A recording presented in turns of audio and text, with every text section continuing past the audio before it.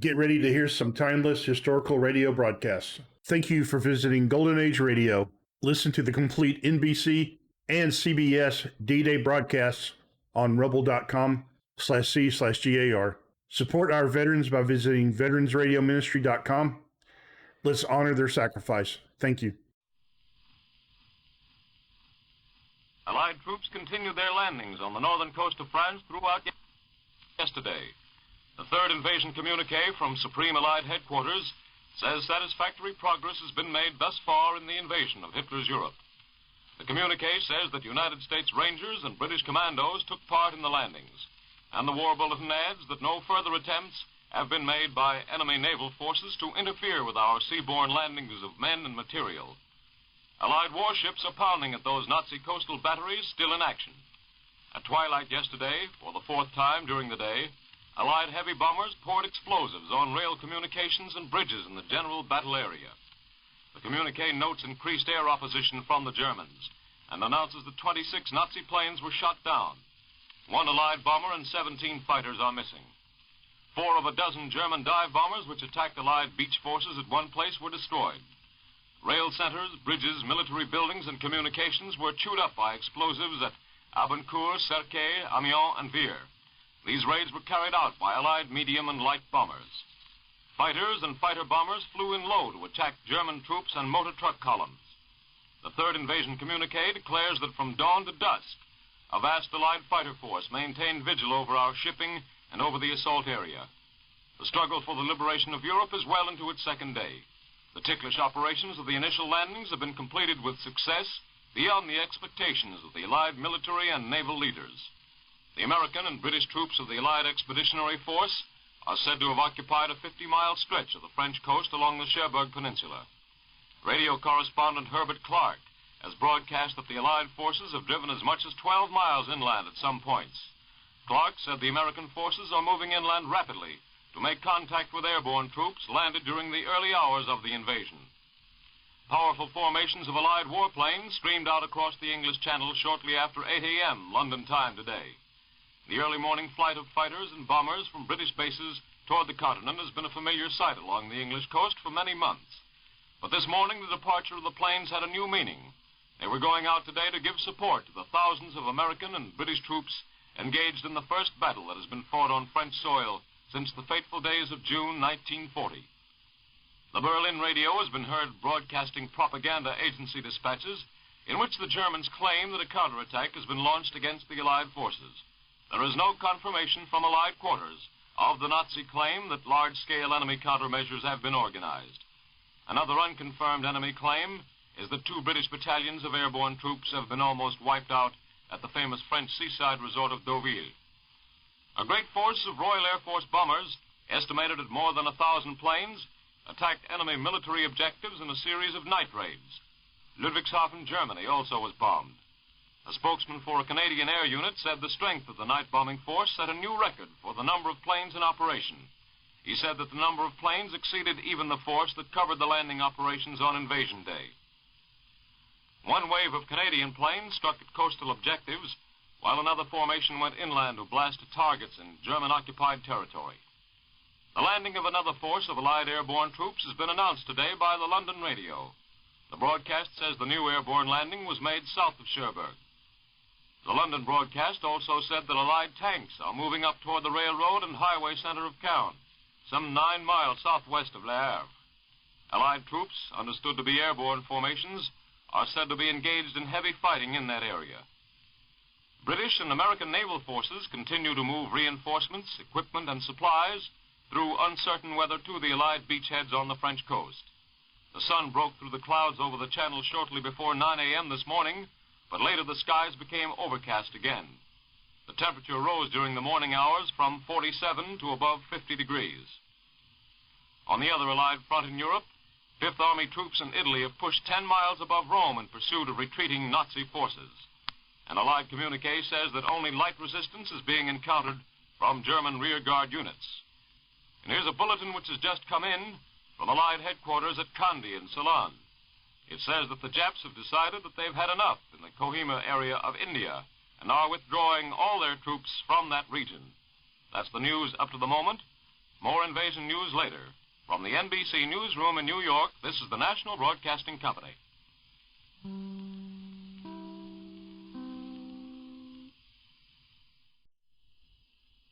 7:05 Eastern Wartime, WEAF, New York.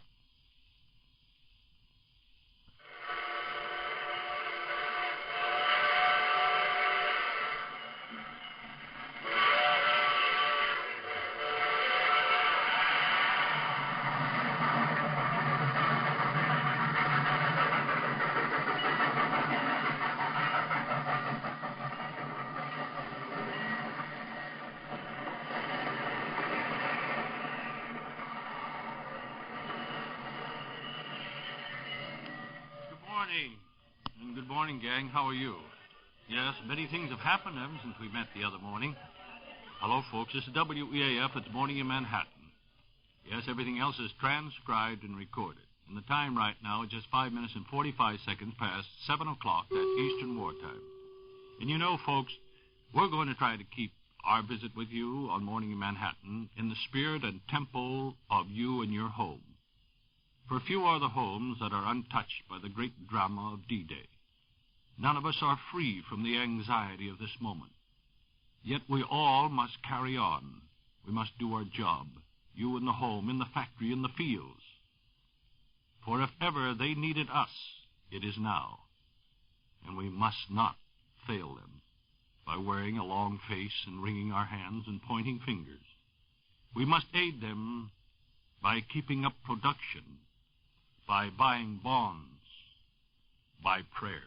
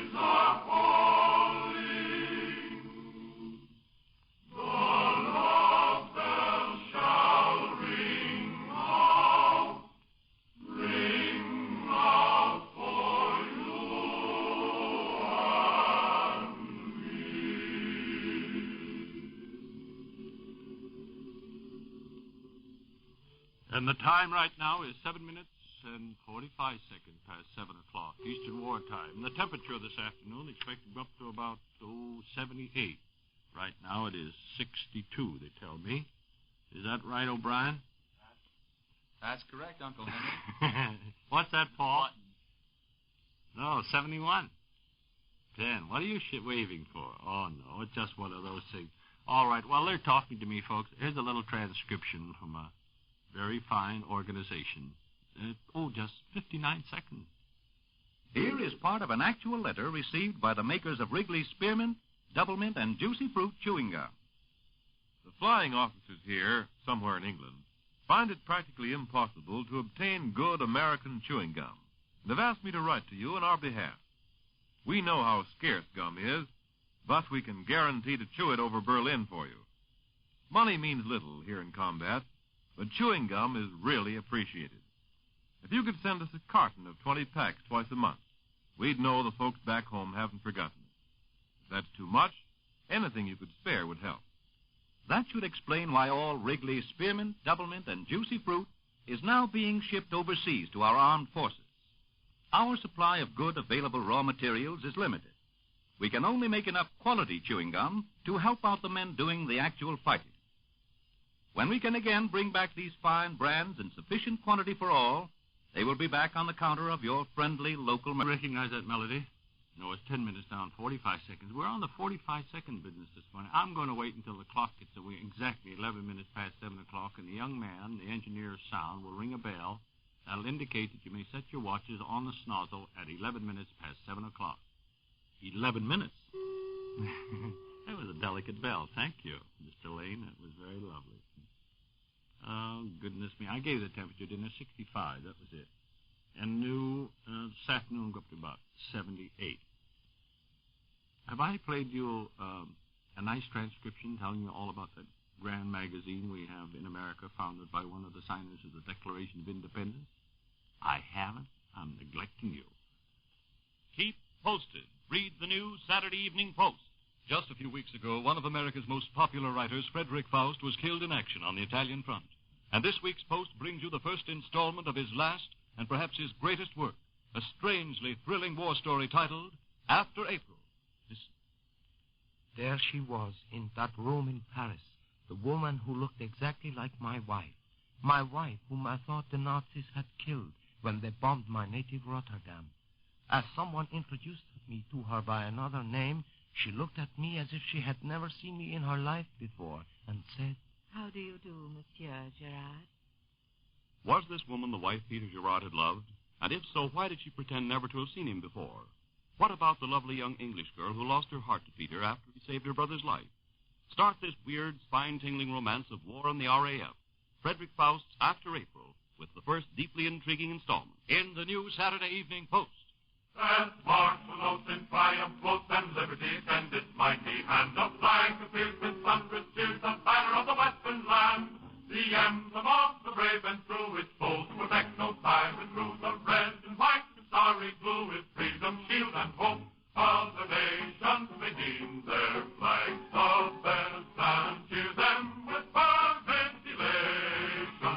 But the flag of the North and the South and West is the flag of freedom nation. Hurrah for the flag of the free.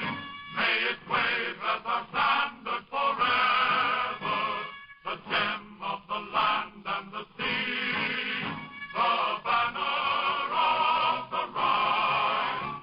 Let the tyrant remember the day when our fathers with mighty endeavor proclaimed as they marched to the fray that by their might and by their right it waved forever.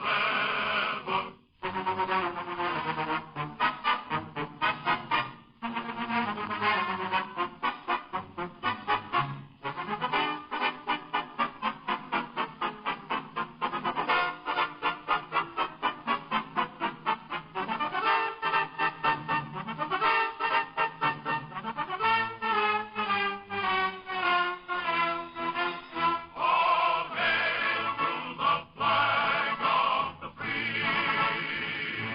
May it wave as our standard forever. The emblem of might and the right will wave on high forever in the sky for the land of the free.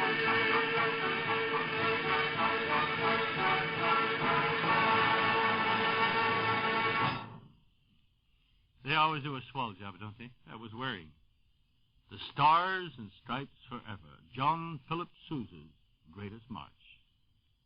You know, there's a lot to that. Stars and Stripes Forever. You must hold me high. You must keep me great. And those young fellas are doing a grand job, aren't they? Holding high, keeping great. Yes, Jeannie? And Piccolo. Didn't I speak to you? You came in this morning? I don't know. I just thought it was nice to start the other way instead of the... Well, you understand, don't you, Moynihan? You helped me arrange the program. Oh, yeah, you agree with that. Maybe tomorrow, see? The tempo will be a little different tomorrow. Yes, Piccolo? Yes, it is necessary. Sure, we carry on just as ever. Oh, ladies and gentlemen, Piccolo has this thought for me to give to you regarding, these days and the sun is warm and folks go without hats and they go out there and their hair is so important to your well-being and it should be dressed accordingly. Yeah, just like you, your hair should be. So Piccolo has a story about a Brill cream. But in addition to that, just to show you that everything is, the way you'd want it, you received a very interesting book by Arthur Murray. Oh, you haven't heard about it? Oh, well, I'll have the man. Piccolo, have your man step upon the rostrum and tell us all about it, please. Ladies and gentlemen, here's an amazing free offer. Listen. Get Arthur Murray's famous 100-page, $1.25 dance book, showing you the correct way to do the rumba, tango, waltz, jitterbug, and so forth free with the purchase of a giant package of Brill Cream, the sensational new hair grooming discovery. What's Brill Cream? Well, Brill Cream is a new emollient cream that makes your hair look better instantly. Yes, friends, makes it look richer, healthier, more lustrous, and really well-groomed. And that's not all. With massage, Brill Cream actually helps overcome dryness, removes loose dandruff, and helps check excessive falling hair. So, friends, today, get your hair looking lustrous, healthy, attractive. Buy a giant tube or bottle of BRYLCREEM Brill Cream for 49 cents. Remember, buy today at druggist or toiletries counters and get amazing free Arthur Murray dance book.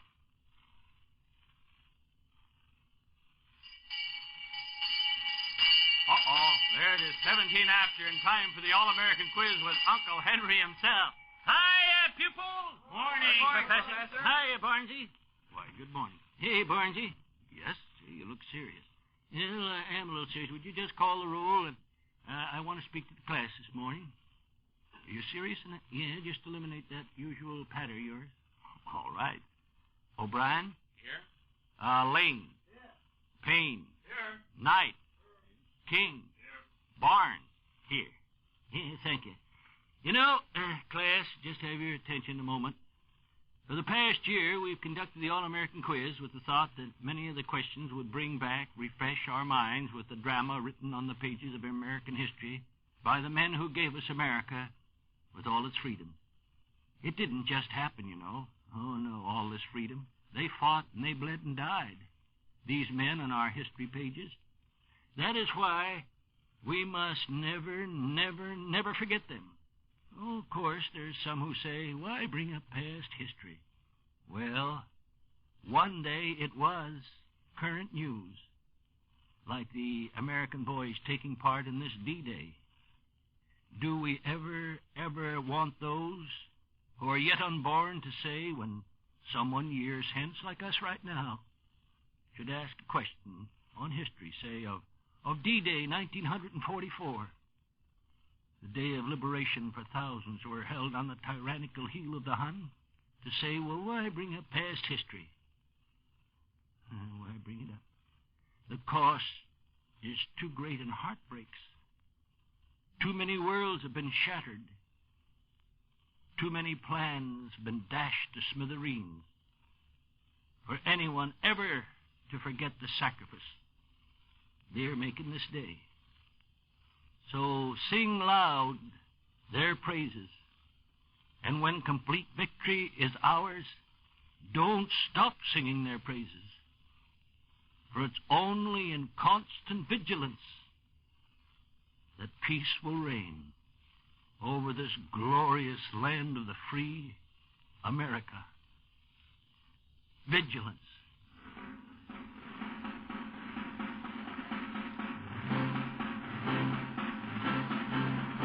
We must be vigilant, Americans, let's go. With arms for the Army, ships for the Navy, let it be our goal. We must be diligent, Americans, let's go. Protect our shoreline to the shoreline of every native soul.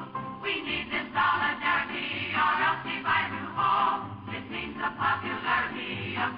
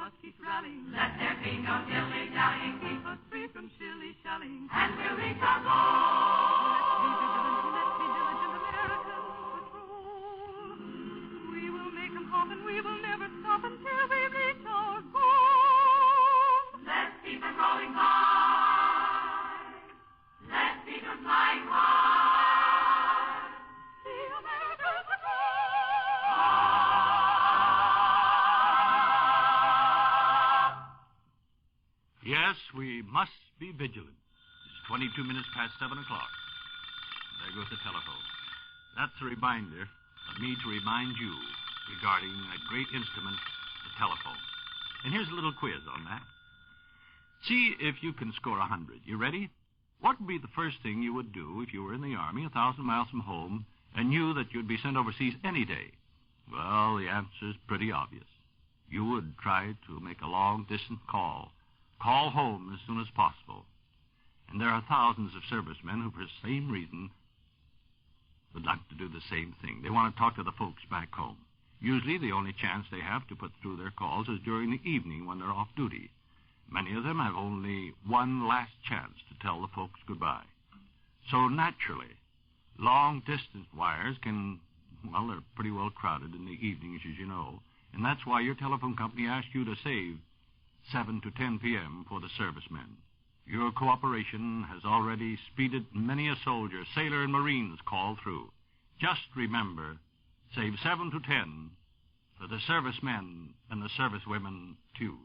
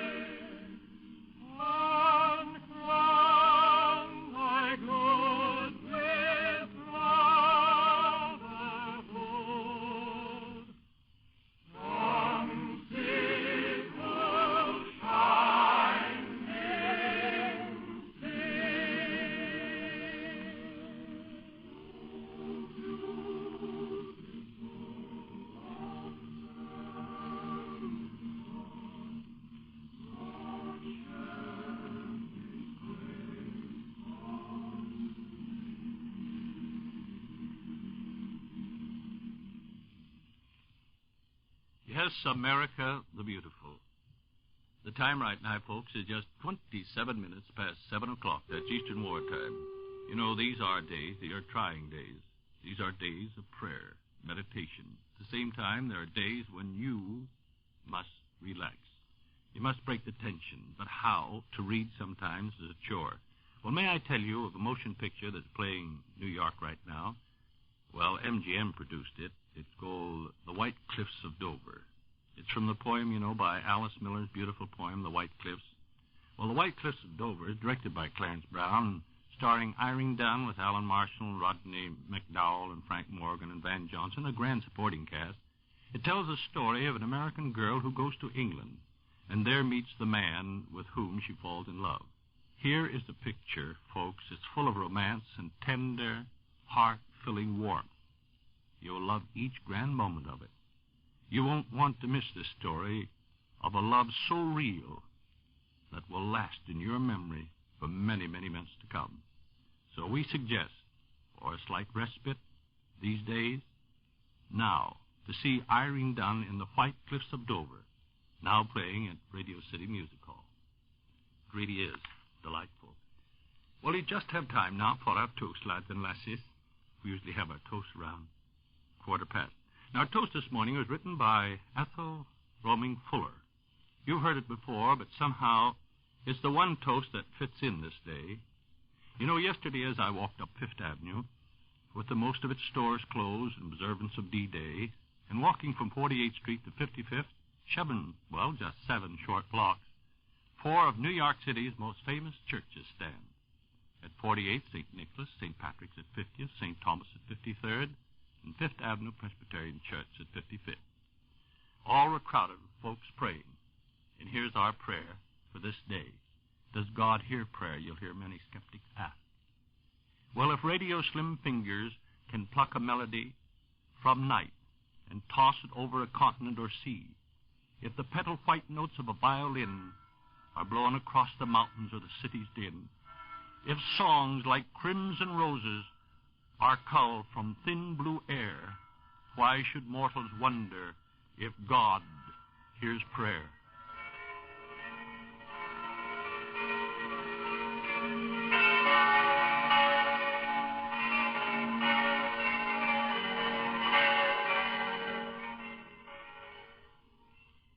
Morning in Manhattan, with portions recorded and transcribed, comes to you each weekday morning at 7:05 from our Radio City studios. This is the National Broadcasting Company.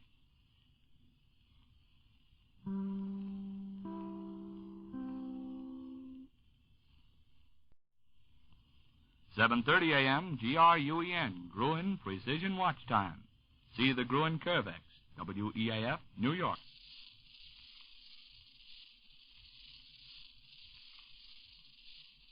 Wednesday morning, June 7th, and this is Don Goddard with your morning news, brought to you by Sweetheart Soap, the soap that agrees with your skin. It takes time to prove the worth of most things, and Sweetheart Soap has stood the test of time. For nearly half a century, fragrant Sweetheart Soap has been famous for its purity and mildness, for its rich, velvety lather that agrees with even sensitive skins.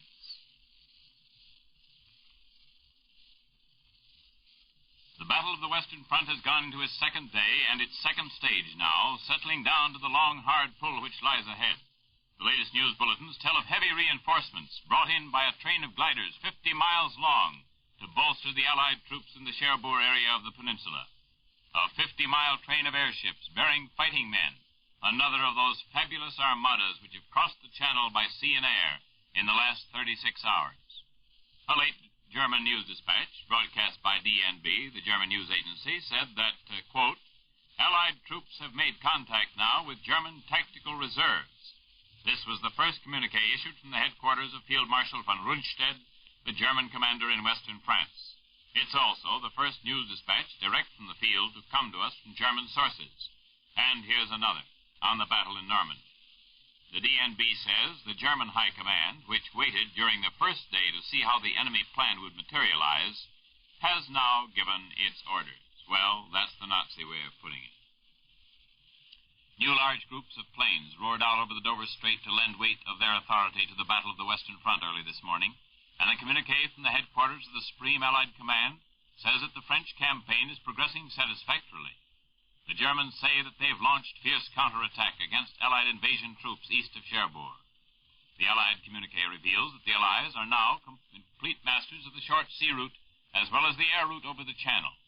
Says the communique, no further attempt has been made by the Germans to interfere with our seaborne landings.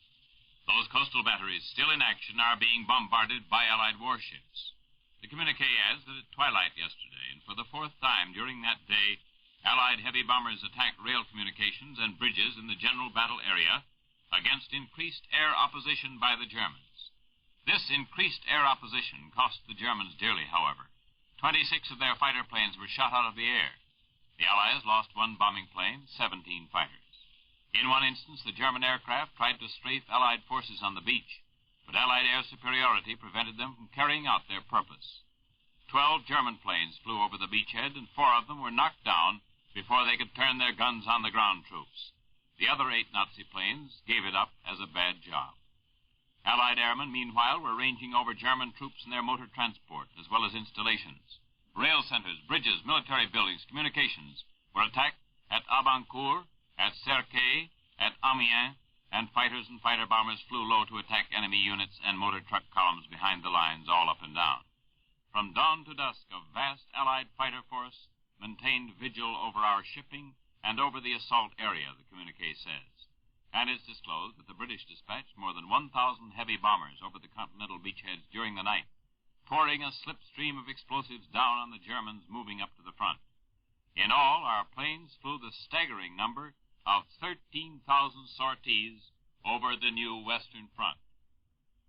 13,000 individual flights by bombers and fighter planes. That's 13,000 times what the Germans heard when the Germans heard the scream and whine of planes dumping explosives down upon them. In the best days of the Mediterranean Air Force in Italy during the Italian campaign, the Allies seldom flew more than a couple thousand sorties in their best days. But in France yesterday, the number 13,000. And I've just been listening to a broadcast here at NBC from one of our NBC reporters in London, from Stanley Richardson. Reporter Richardson went up to the big gray granite building which houses the SHAEF, the Supreme Allied Headquarters, early this morning. It's afternoon in London now, of course. And after he got a copy of the communique, reporter Richardson sat down and he had a chat with the headquarters spokesman. And Richardson got some first-hand information on those landings yesterday, on the whole day yesterday.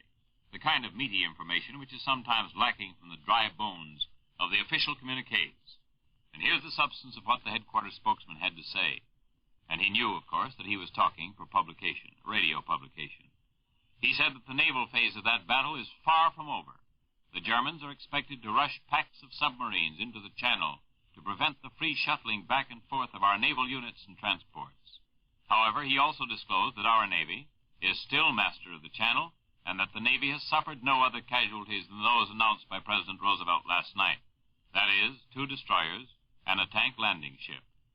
The headquarters spokesman told reporter Richardson that our troops did not walk ashore easily yesterday in all places, that they fought until midday to obtain possession of some of those beachheads.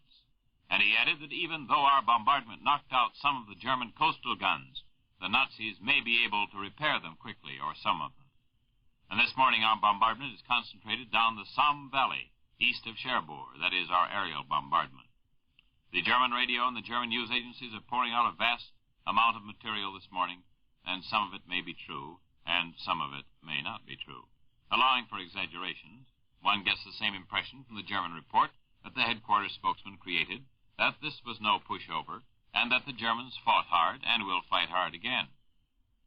The Nazi radio says that German parachutists were used in combating Allied airborne troops even before they landed, that these Nazi parachutists dropped onto Allied gliders and set them afire, as well as shooting their occupants. Well, I wonder how that was done. It's the neatest trick of the week if it was. The German Transocean Agency says this morning that heavy German reinforcements have been moved up east of Cherbourg and are engaging the Allies in fierce battle. The same news dispatch says that strong German formations of bombers attacked Allied warships and landing craft off the Bay of the Seine and the north of Le Havre. The German news dispatch says that details are purposely kept back, very likely for the reason that there are no details, that no such thing ever happened, because all Allied sources are agreed this morning that the Allied naval units are as yet unmolested in their traffic across the Channel, so much so that Sir Bertram Ramsay, the Allied naval commander himself, has just issued a statement saying that the convoy job being done by the Navy is 100% successful. Now, Sir Bertram Ramsay is a conservative gentleman, and 100% means 100%, or maybe more, if he says so. And Sir Bertram goes on to say that the Allied High Command actually had anticipated heavy losses in crossing the Channel. They'd expected to lose a possible 10% of their forces. As it is, all the transports got through, even if we did lose the 2 destroyers and the tank landing ship. If the Germans are able to concentrate submarines in the Channel to any great extent, we may expect heavier losses, of course. And then there is always the weather, which must continue to be a source of worry to invasion chieftains. The weather today is typical English Channel weather, cold, blowy, and running a choppy sea. In fact, Virgil Pinkley, United Press man aboard one of the ships which has just crossed, says this in a news dispatch this morning: "The Channel winds are tossing us around like a cork in a barrel." And reporter Pinkley goes on to say that the elements are deadening the noise of Allied naval salvos and the crash of Allied blockbusters yonder. Yes, it's that cold and windy. Rain also fell for some hours during the night, and this morning temperatures were cool, down to 47 in some places, with a light northwesterly wind blowing at times, carrying more rain with it. Visibility had improved a little since dusk, and the clouds breaking in places were a little higher. Conditions generally were cheerless for this time of year, and the barometer dropped slightly again during the night. Just before General Sir Bernard Montgomery left for France, he received reporters at his home in England. A news dispatch has just disclosed, said General Montgomery, "I always get along well with Americans, and the American Army always gives me everything I want. And I want to do everything I can for them." "Why," said General Montgomery, "they gave me a new battle dress straight from New York, and it's the finest suit I ever had." Well, he showed what his battle dress was: an old pair of corduroy trousers, a gray sweater, and a beret. He was wearing this outfit, he said, because he expected a bit of roughhouse there on the beaches. The heaviest air raid of the war took place last night, and it got only a few paragraphs on the wire service this morning, so completely was the Battle of the Western Front as it faded the other news in the world picture. But Allied planes, RAF bombers in great force, the greatest force of this war, roared into Germany last night and slapped down a record load of blockbusters on Ludwigshafen in the Rhineland. We don't know how many planes as yet, nor how many tons of explosives. We just have that announcement from London that it was, in all probability, the greatest air blow ever struck at a German city. Here's another late news dispatch. Allied headquarters in Kandy in Ceylon says that the Japs in the Kohima area up in India have given up their Kohima campaign as a bad job. They're withdrawing their troops from Kohima. There are no other details in that brief communique as yet. One of the big questions of the day is, when will Russia open the first front again, with all the flame and fury that already has scorched the medals off a score of German generals? Well, the answer seems to be at any moment now, at any hour. The German radio, looking apprehensively, for the moment, to the east, says that a strong Soviet offensive army has now taken battle stations along the lower Dniester River. And in the skies over that eastern front, the Nazis have once again seen the wings of American bombers flying out of our new bases on Russian soil. This time, our bombs fell on Galati in Romania at the mouth of the Danube River. There, they ruined the airfield. It was just a taste of the moment when they will strike in the offensive that will come from the east at any hour. Meanwhile, the Germans are letting up in their fighting in Iasi in Romania, where they've been launching preventive counterattacks against the Russians. The Russians record the fact that the Germans brought into battle yesterday noticeably smaller forces of tanks and infantry. One wonders whether this front, too, is beginning to feel the demands of the Western defenses, where Hitler has rushed with his Ouija board. It may be a little too early to call that German retreat in Italy a rout, but it has many of the aspects of headlong flight at that. Our headquarters in Naples this morning tells of exuberant Allied armies chasing the Germans to points 10 miles north of Rome. It tells of broken German units trying to form battle groups for desperate delaying actions. And General Sir Harold Alexander, Allied commander in Italy, in a radio address to the Italian people this morning, declared that in less than a month the strength of the German armies in Italy has been broken. The general, pointing to the Nazis in full flight toward the Alps, called on all Italian patriots to arise together against the common foe. His speech might also be regarded as a signal to the guerrillas along the German route to open up, the marshalling call to the Italian underground. They can help, Alexander pointed out, by harassing harassing the disorganized groups of von Kesselring as they make for Germany. Alexander expressed the belief that the German generals are earnestly trying to disengage their armies there in Italy from the fury of the avenging 5th and 8th armies of the Allies.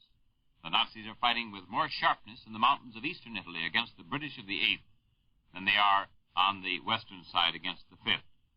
The 5th is now in the vicinity of Lake Bracciano, 10 miles north of Rome. Ahead of them roar our plains. The nation of Portugal today has become the first nation among the neutrals of Europe to give full compliance to the Allies by stopping aid to Germany.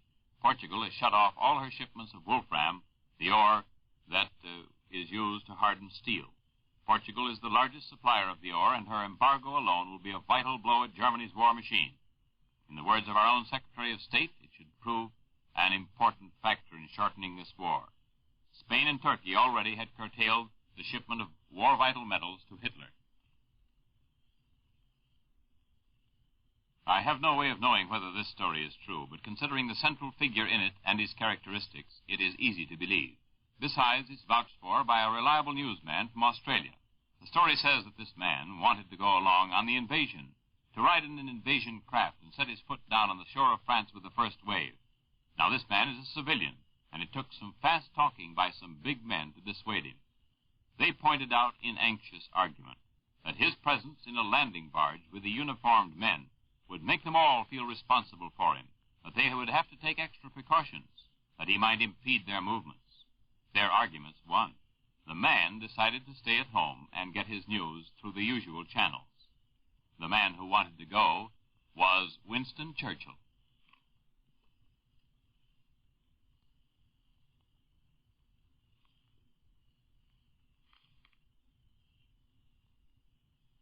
Here's a message from the makers of Sweetheart Soap. Today, more than ever, you will want to back the attack. And so no matter what your war bond quota has been in the past, buy at least one more bond today. Dig down till it hurts. Make these invasion days your responsibility, too. Buy at least one more war bond, and buy it now. Weather forecast for New York City and vicinity. Today, partly cloudy and moderately warm. Highest temperature about 78 degrees. Tonight, fair and rather cool. The temperature right now at Radio City is 65 degrees. And a headline, heavy air and seaborne reinforcements are being landed on the French coast, and the Germans say that Allied troops are stabbing at the first German line of inner defense. This is Don Goddard saying good morning. This is the National Broadcasting Company.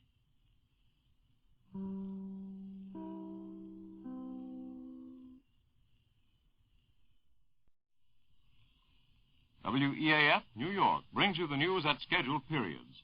World News Roundup at 8 o'clock features reports from overseas by NBC's exclusive worldwide news coverage.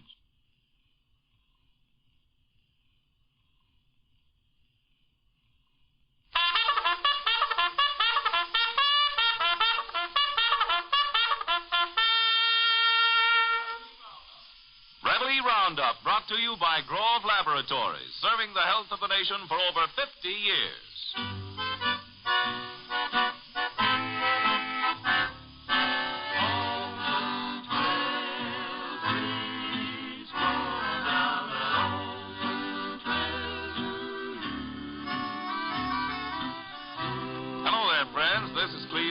Walking right into your parlor and welcoming you to another Reveille Roundup with Louise Massey and the Westerners. Hi, neighbor. Steamboat Bill, steaming down the Mississippi. Steamboat Bill, a mighty man was he. Steamboat Bill, steaming down the Mississippi, trying to beat the record of the Robert E. Lee. Now down the Mississippi, steam the whippoorwill, commanded by the pilot, Mr. Steamboat Bill. The owners gave him orders on the CQD to try and beat the record of the Robert E. Lee. Steamboat Bill, Steamboat Bill, Steamboat Bill. The pilot beat the record of the Robert E. Lee.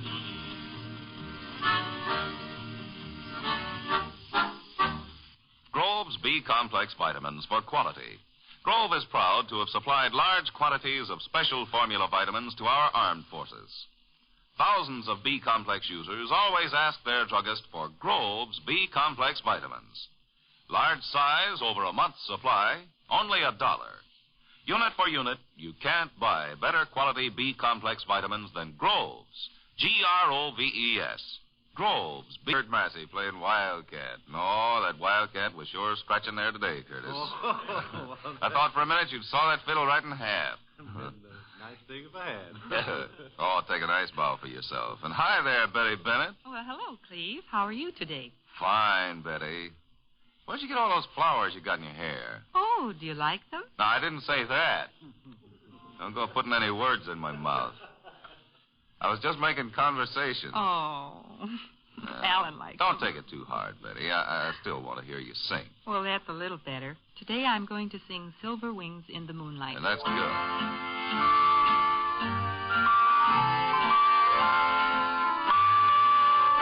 Silver wings in the moonlight, flying high up above,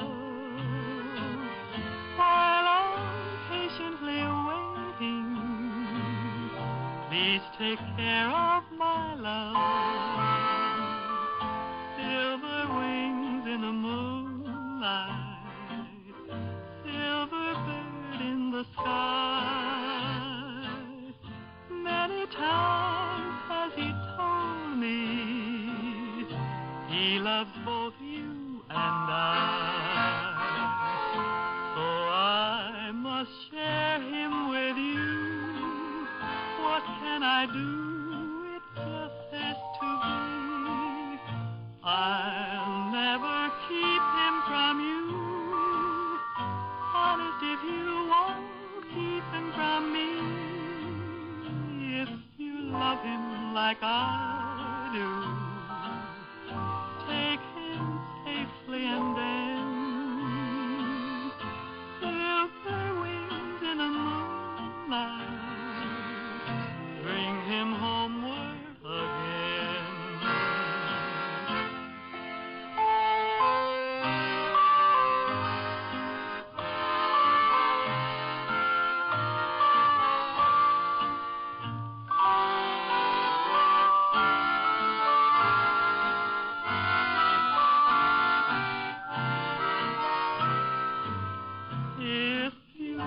Him like I do, take him safely and then silver wings in the moonlight, bring him homeward again.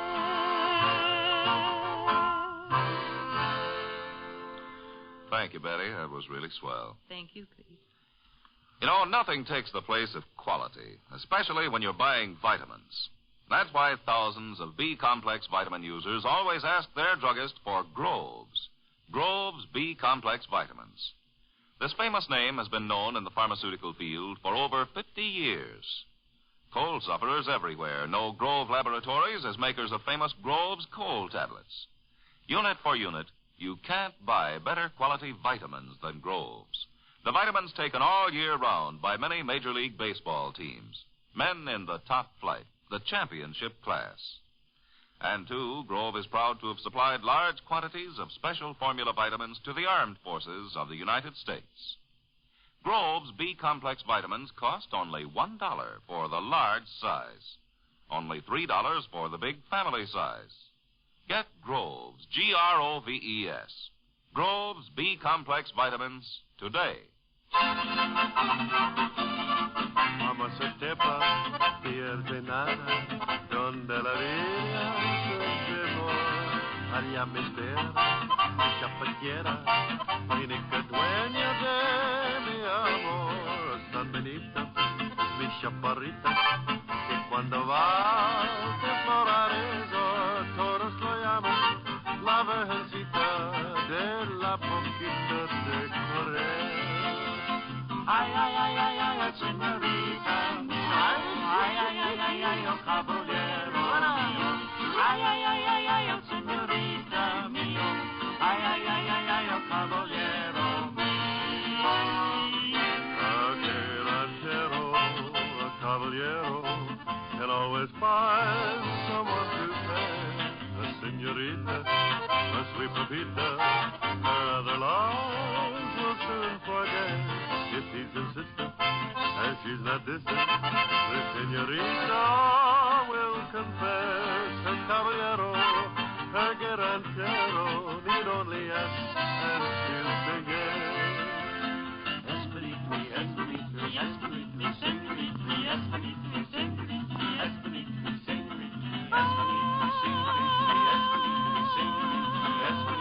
senorita, Espinito,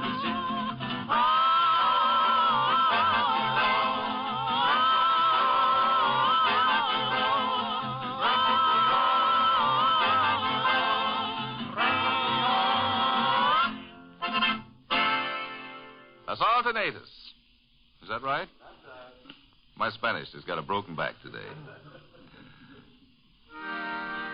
Friends, our hymn today, we feel sure, has a real message for all of us.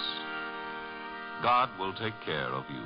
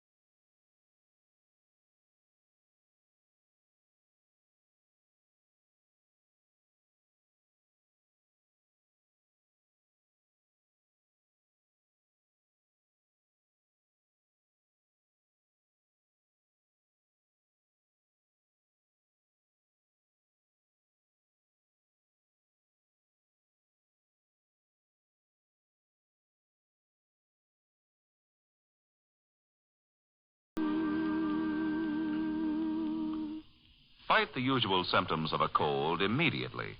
And just because it's summer, don't think you can neglect a cold.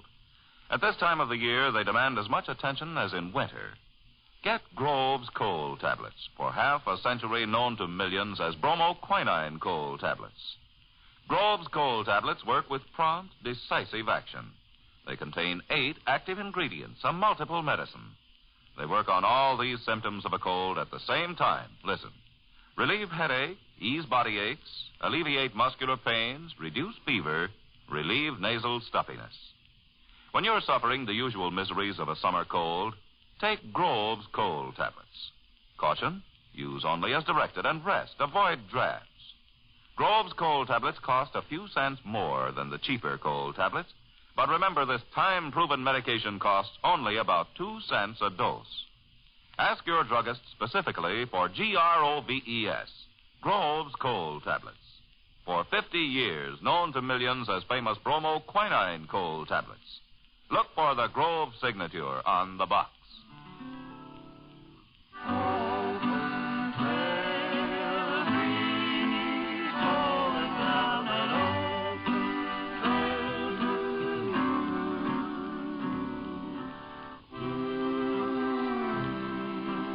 You know, friends, when you stop to consider how carefully this invasion was planned, you can realize how every little detail had to be thought about and taken care of way in advance.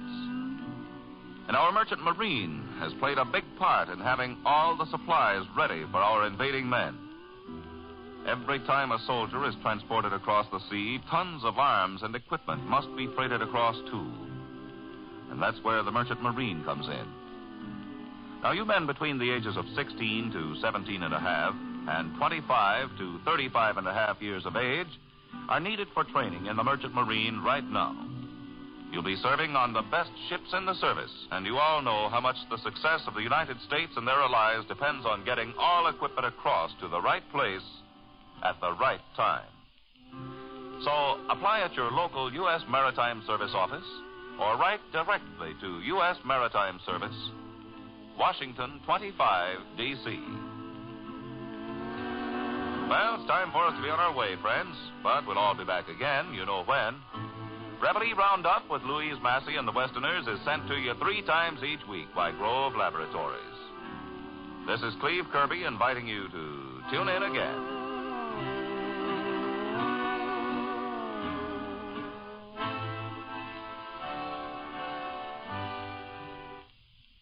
This is the National Broadcasting Company.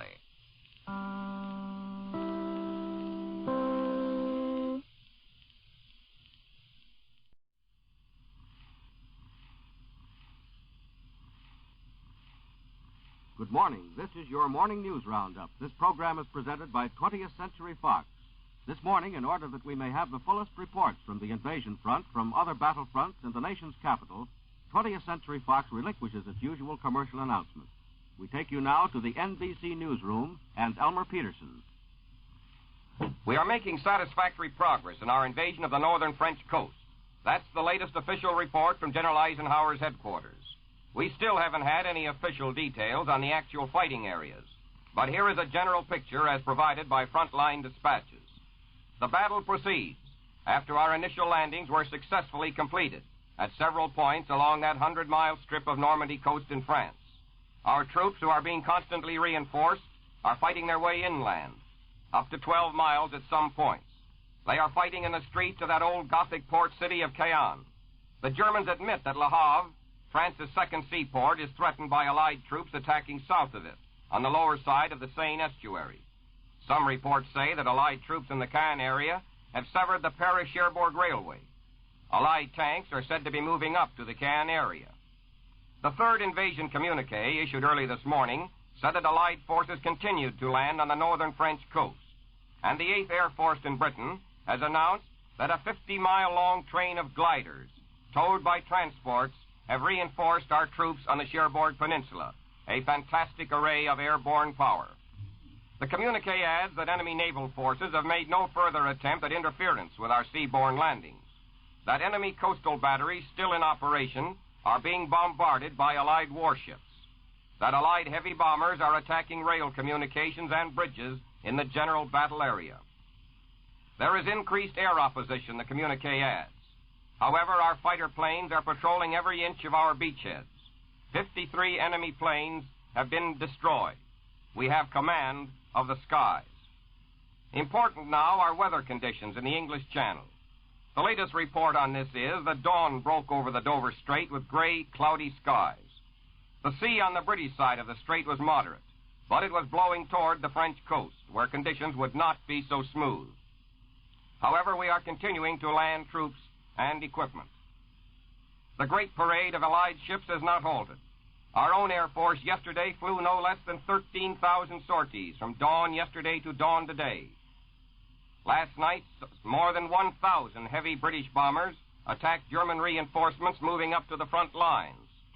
On the beachheads we have cleared, our engineers continue to hack out landing strips for succeeding waves of our own reinforcements. A German communique reports that our troops now have come into contact with German tactical reserves between Le Havre and Cherbourg.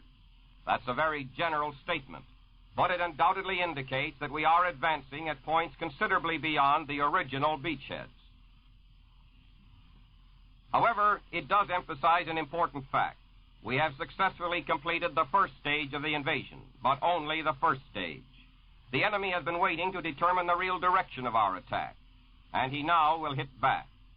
Today should see the start of the real test of our ability to keep going ahead. We now are entering a period requiring patience and a tight hold on over-optimism. German shore batteries, its planes, have not yet been entirely obliterated. The German Air Force should come into the battle more effectively. There will be a race in the matter of supplies for the opposing armies. Berlin dispatches via Stockholm say that 6 Allied airborne divisions, totaling 25,000 men, have been landed on the French invasion coast since the start of operations Tuesday morning, and say the Germans' dramatic fighting has developed between Allied airborne troops and German marching columns. These are enemy reports, but the fact remains that we must from now on expect increasing German counteraction. What worries the Germans is that General Eisenhower may start new offensives. In summoning in their reserves, the Germans must gamble on the direction of Allied strategy. They must take their own chances of weakening one point to strengthen another. In just a few seconds, we plan to bring you direct reports to fill in this picture of the invasion. Meantime, here are other war developments. In Italy, 5th Army infantrymen have pursued Kesselring's fleeing army to a point 10 miles north of Rome, and General Alexander says that the liberation of Italy is well underway. The Soviet Army newspaper Red Star says that Russia prepared now to join the final great offensive. And now for our direct reports from overseas. First, we hear from a battle area which found itself submerged in the rush of D-Day developments. We take you to NBC in Rome.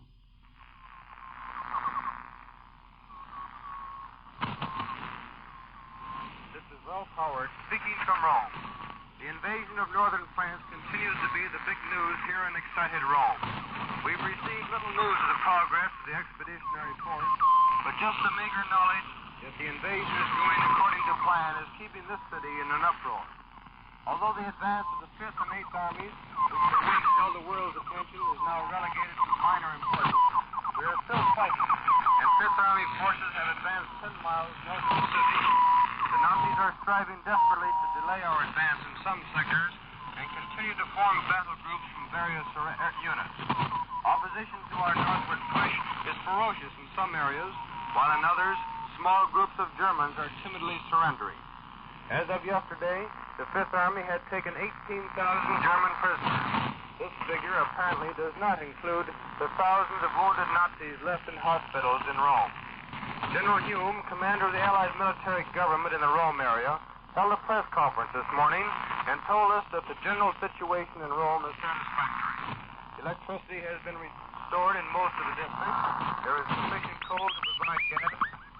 The telephone system will be restored. The water supply remains somewhat suspended because the main aqueduct into Rome is still in German hands and the pressure has dropped until only the lower parts of the city have water. However, we are taking immediate steps to set up water points, which will be supplied from wells in the Tiber. This water will, of course, be purified by Army engineers. The health situation here is good, and there has been no outbreaks of epidemics of any sort. Rome now has a population of over 2 million people, but many refugees from southern Italy are being assisted in their desire to return home. General Hume says the public safety situation is also good, and the people are welcoming back the Carabinieri. From Rome, I switch you now to NBC in London. This is Stanley Richardson in London. The news in General Eisenhower's communique number 3, issued just 3 hours ago, is that satisfactory progress had been made in continued Allied landings which went on throughout yesterday on the northern French coast. It was announced for the first time that American Rangers and British commandos were participating in the assault, which appears to be going on ahead on a large scale. In addition to landing a steady stream of ground troops and supplies on the beachheads we hold, the Supreme Allied Command successfully sent across more airborne fighting units last night. Where and in what numbers they were landed behind the enemy lines was not disclosed, but the operation was officially described as successful. The Germans sought, by increased air activity and some reestablished coastal batteries, to stem the tide of the Allied onslaught. But in every case so far reported, their attempts at resistance were overwhelmed. They tried aerial attacks on our beach forces, and they endeavored to intercept our heavy bombers when they attacked communication lines and bridges in the general battle area. We shot down 42 enemy aircraft altogether and lost 14 bombers and 15 fighters in the action. Meanwhile, our air forces were otherwise occupied throughout the day in attacking defended positions and other objectives in immediate support of Allied land operations. Fighter bombers and fighters at low altitudes strafed enemy units and motor truck columns moving toward the front. Thousands of aircraft from the American 8th and 9th Air Forces alone flew in operations during the 24-hour period ending today. And the official communique summed this all up in the terse comment that our air cover was again completely successful. Enemy naval forces made no further attempt to interfere with Allied seaborne landings on the beaches. But some shore batteries, which we originally had knocked out, but which apparently were restored to action, necessitated a continuation of our heavy naval bombardment from the sea. A Supreme Allied Headquarters spokesman acknowledged that this bombardment might have to continue for some time. It was revealed also that the enemy put up stiff resistance on the beaches in some areas during yesterday's first assault. This was in contrast to the almost total lack of opposition the Allied forces encountered in the movement towards the French coast. There was heavy fighting at some points, but by midday yesterday, most of our beachheads were free of direct enemy fire. Precautions already have been taken against any German attempt to move submarines from the Bay of Biscay into the English Channel for attacks on our sea communication and supply lines. And now back to NBC in New York. And now we call in another NBC reporter located at a neutral city. We take you now to NBC's Bjorn Bjornsson in Stockholm, Sweden. This is Bjorn Bjornsson speaking from Stockholm. The German radio and press this morning reflected the confusion into which the invasion has thrown the Nazi military leaders. The only front on which the Nazis now seem to be agreed is the propaganda front. One radio report from Berlin a short time ago was most confusing, no doubt deliberately so. It stated that no fighting has taken place in Cannes, also that Le Havre has not been shelled. The Germans say that 52 American planes were shot down by flak on the first day. Then they add that the Luftwaffe didn't go up yesterday because of the bad weather. This they report blandly in the face of the fact that 11,000 Allied planes were reported in the air yesterday. Belying German confidence in their ability to repulse the invasion is the prediction made both by press and radio that the battle on the Normandy coast may last for days and even weeks. This is a positive indication that the Germans are doing a great deal of wishful thinking about turning back the invasion. A German report, which I received only a few minutes ago, states that heavy fighting is going on in the same sector from Cherbourg to Le Havre. Heavy battles were reported early this morning going on in the Corentin and Valognes areas, especially northeast of Bayeux. The Allies this morning were still holding the bridgehead in the Villars-sur-Mer and Arromanches region, this report stated. It also indicated that the Allies are continuing to land new troops both by air and sea, especially at the Caen bridgehead. During yesterday, the Germans report 6 Allied airborne divisions were landed. This report emphasized that Allied troops were getting a very hot reception. The Germans also claimed to have sunk a 7,000-ton troop transport. This report concluded by saying that the Allied troops were meeting experienced fighting men from the Eastern Front and that so far German reserves had not been touched. This is Bjorn Bjornsson in Stockholm, returning you to the NBC newsrooms in New York. Bjorn Bjornsson in Stockholm has just given you his account of the confusion in Germany as the invasion of France proceeds. That confusion in Germany will spread, not only among the German people, but also among the German High Command. It will spread especially when Russia comes in for her share of the final great attack on Germany. And Russia is now prepared to throw the great weight of the Red Army into this mounting offensive against Germany. That comes from the Red Star, the Soviet Army newspaper. This paper reports that a strong mounting attack of all the armies of the United Nations will be fully developed. The Great Armies goes on this paper, which at Tehran gave solemn promises not to make a separate peace, are beginning to move forward for a meeting in Berlin. Meantime, there's been a slackening, it seems, of German attacks in the 8-day battle near the Romanian city of Jassy. This is reported by Moscow, amidst these mounting indications that the Russian army is massing for a new offensive which will in the end be fully coordinated with the Western invasion. Berlin itself obviously expects a new Russian westward thrust. In fact, one Nazi commentator said that a strong Soviet offensive army has taken action stations along the lower Dniester River. And there's also attention, now that our absorbing interest in the invasion relaxes a little to give us a better picture of world events, in the developments in the Pacific. The fighting in China still goes on. The Japanese are still struggling with their great offensive towards the Chinese cities of Changsha and Chengte in their effort to get at the rice bowl of China. And Japan's crippled air arm has struck convulsively as Americans move steadily closer to a bitterly defended airfield in the Schouten Islands. However, the assault from the enemy's few remaining fighter bases in the Dutch New Guinea area was unsuccessful, according to an Allied headquarters communique. The Japanese planes twice attacked Allied positions, while an American column drove toward cliffs overlooking Mockner Airstrip and those two neighboring landing fields on Biak Island. The raids were ineffective, and one plane was shot down. Meantime, Liberator bombers are still working in a broad offensive campaign from the air in the whole Pacific area. Boston attack planes wrecked several grounded enemy aircraft at Babo on the Dutch New Guinea mainland south of Biak and destroyed two coastal vessels off Manakwari. A Liberator on patrol shot down another Japanese plane. Hour by hour, the reports keep coming in of the invasion plans as the invasion moves ahead. And now let's return for London for another report from NBC staff at the base of operations against Europe. These direct reports from close at the scene of action. Come in again, London. This is London at 2:30 p.m. At this time, we hope to bring you another report by Merrill Muller, American broadcaster, covering General Eisenhower's headquarters somewhere in England. We now switch to a point somewhere near the command post. One moment, and then come in Merrill Muller.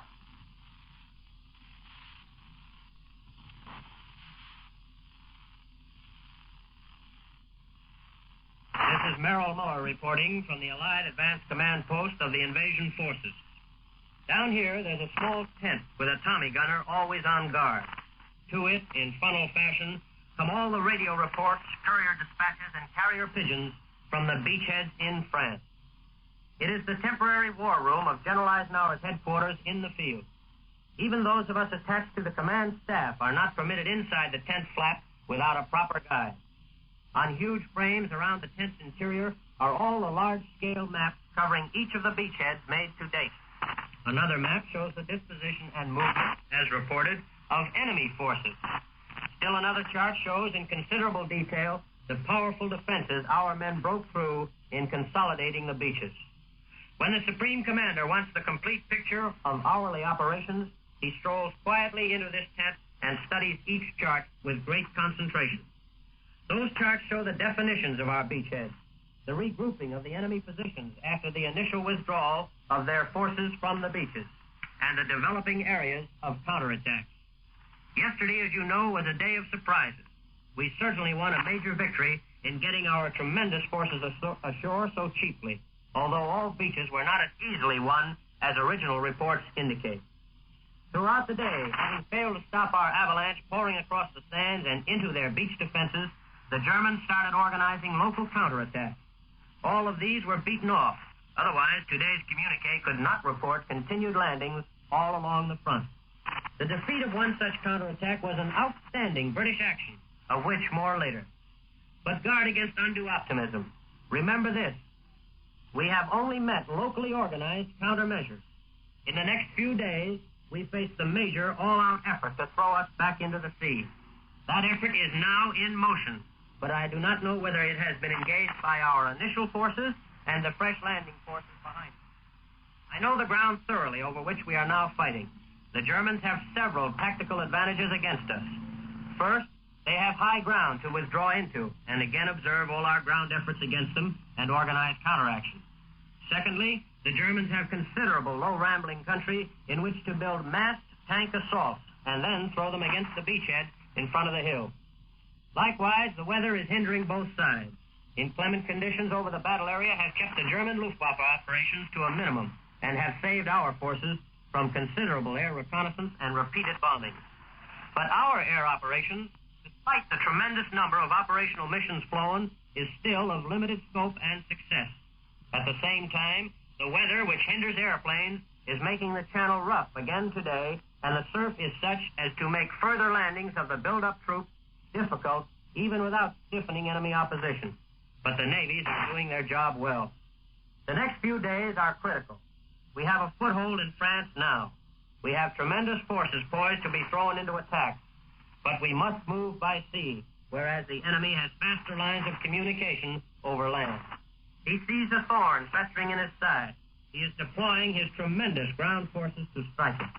Before operations started, I told you the enemy had upwards of 48 divisions scattered throughout France. So, as Admiral Ramsey said, we must mass our forces at the time and place that General Eisenhower and General Montgomery want them, and it must be done without a single hitch. The war is far from over. Its greatest phase has only begun. Think of those men in that beachhead and think of what they are going through. Give them weapons, give them bonds, and give them blood, or at worst, sweat it out with them.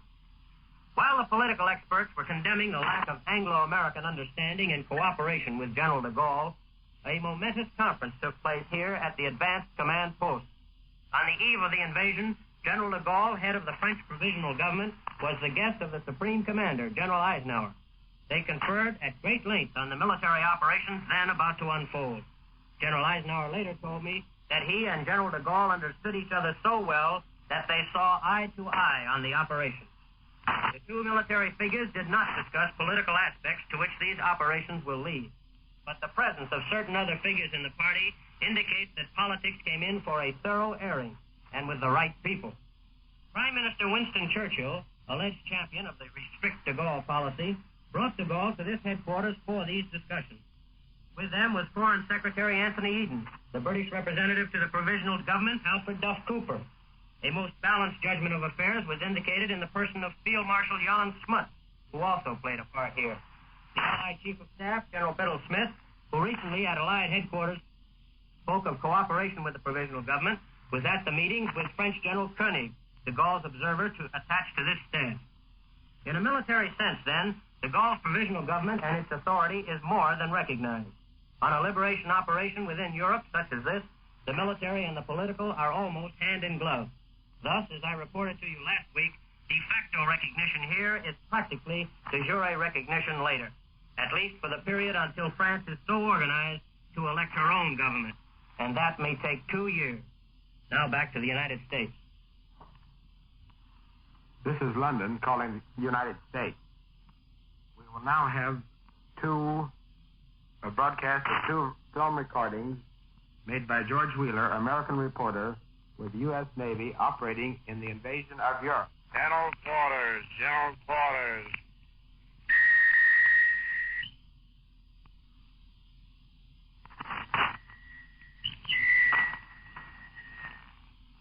All hands, man your battle station. Man your battle station.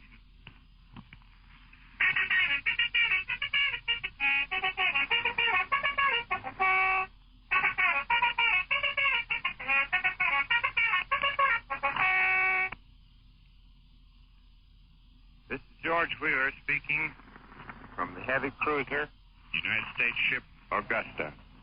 It's 3:30 on the morning of Tuesday, June the 6th. Just exactly 3 hours before H hour. H hour, as you understand, is the moment when the troops hit the beach.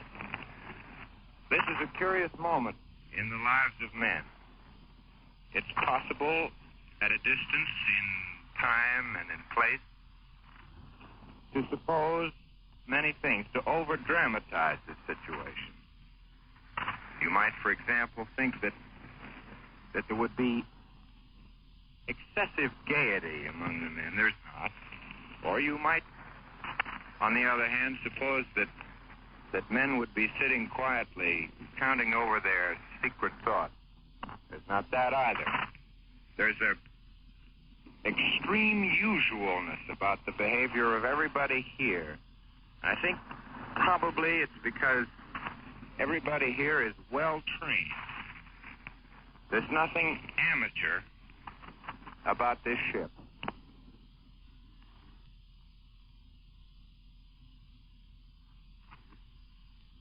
George Wheeler, speaking from the command ship of the American forces involved in the invasion of France. The order has just been passed to commence firing as soon as we can bear on the target. In just one moment, you are going to know what it sounds like to hear a ship of war fire with you not more by microphone than 20 feet from that battery. There's going to be a blinding flash, just as there are blinding flashes from a battleship not more than 1,000 yards off our port bow.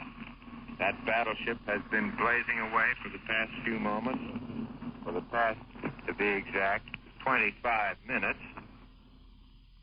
And we have just come into the area where we can bear on the target and where we are also within range of the target.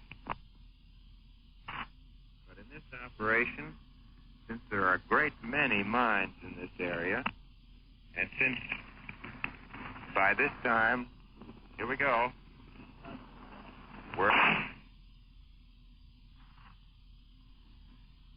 that was a salvo of 8-inch guns from this heavy cruiser, the Augusta. Another salvo. A third salvo. Ladies and gentlemen of the United States, we are now in business. You have just heard two recordings by George Wheeler, American broadcast reporter with the United States Navy. We return you now to the United States.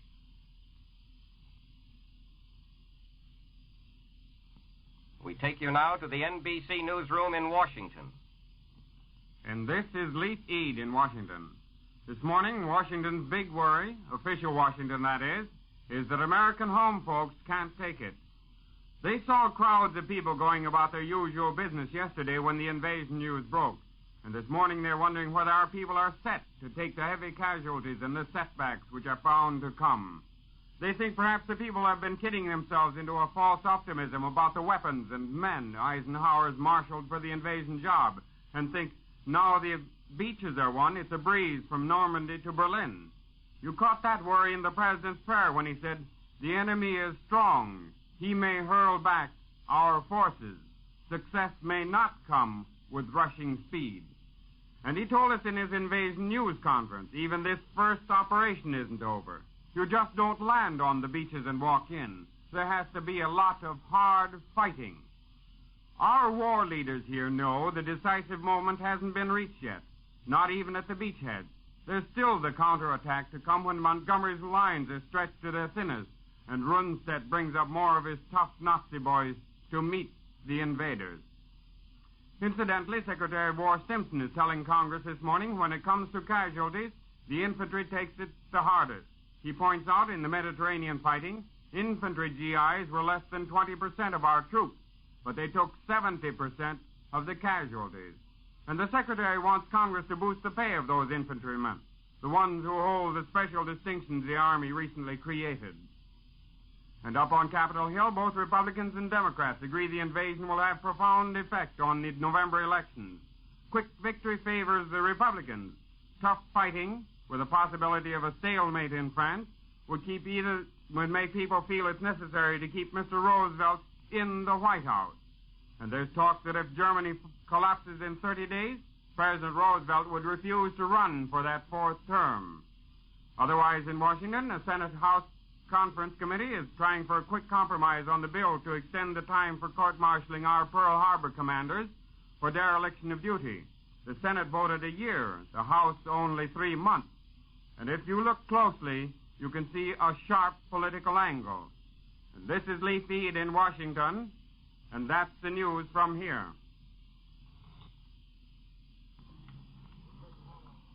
German broadcast today reported a new Allied amphibious landing attempt across the Straits of Dover. This is a very general report. It comes from enemy sources, and it should be taken with utmost caution. Another report from our Supreme Headquarters of the Allied Expeditionary Force is that one of America's best-known major generals was demoted to lieutenant colonel and sent home for indicating in advance the time of D-Day. The Supreme Command allowed this information to be cabled abroad today after holding it up for several weeks for security reasons. The Major General, and that's all we know about him, was one of the commanders in the American Air Force. As time goes on now, we're bound to see increasingly the results, psychological, political, economic, and military, of the invasion of France. We have one of those results today. For Portugal, it became today the first of the European neutrals to give full compliance to Allied requests for stopping vital war aid to the Nazis by imposing a complete ban on export and production of wolfram. This is Elmer Peterson speaking from the NBC newsroom in New York. This is the National Broadcasting Company.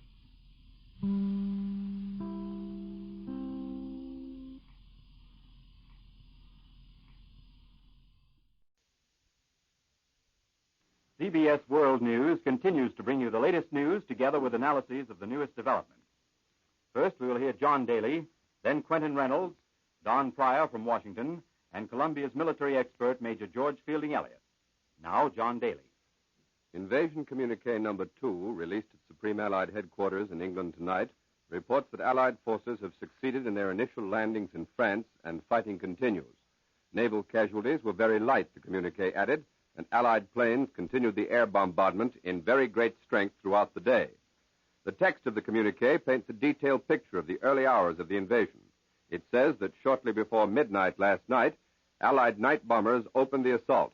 They attacked in very great strength and continued until dawn.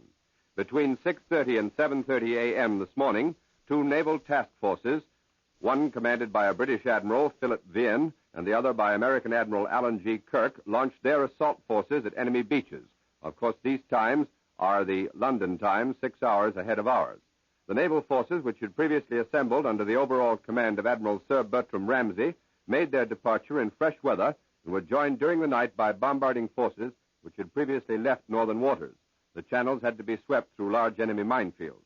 That operation was completed before dawn, the communique says, and while the mountain-sweeping flotillas continued to sweep toward the enemy coast, the entire naval force followed down and swept the channels behind them toward their objectives. Shortly before the assault, 3 enemy torpedo boats with armed trawlers in company attempted to interfere with the operation and were promptly driven off. One enemy trawler was sunk and another severely damaged. The assault forces moved toward the beaches under cover of a heavy bombardment from destroyers and other support craft, while heavier ships engaged the enemy batteries, which had already been subjected to bombardment from the air. The communique continues. Some of these were silenced.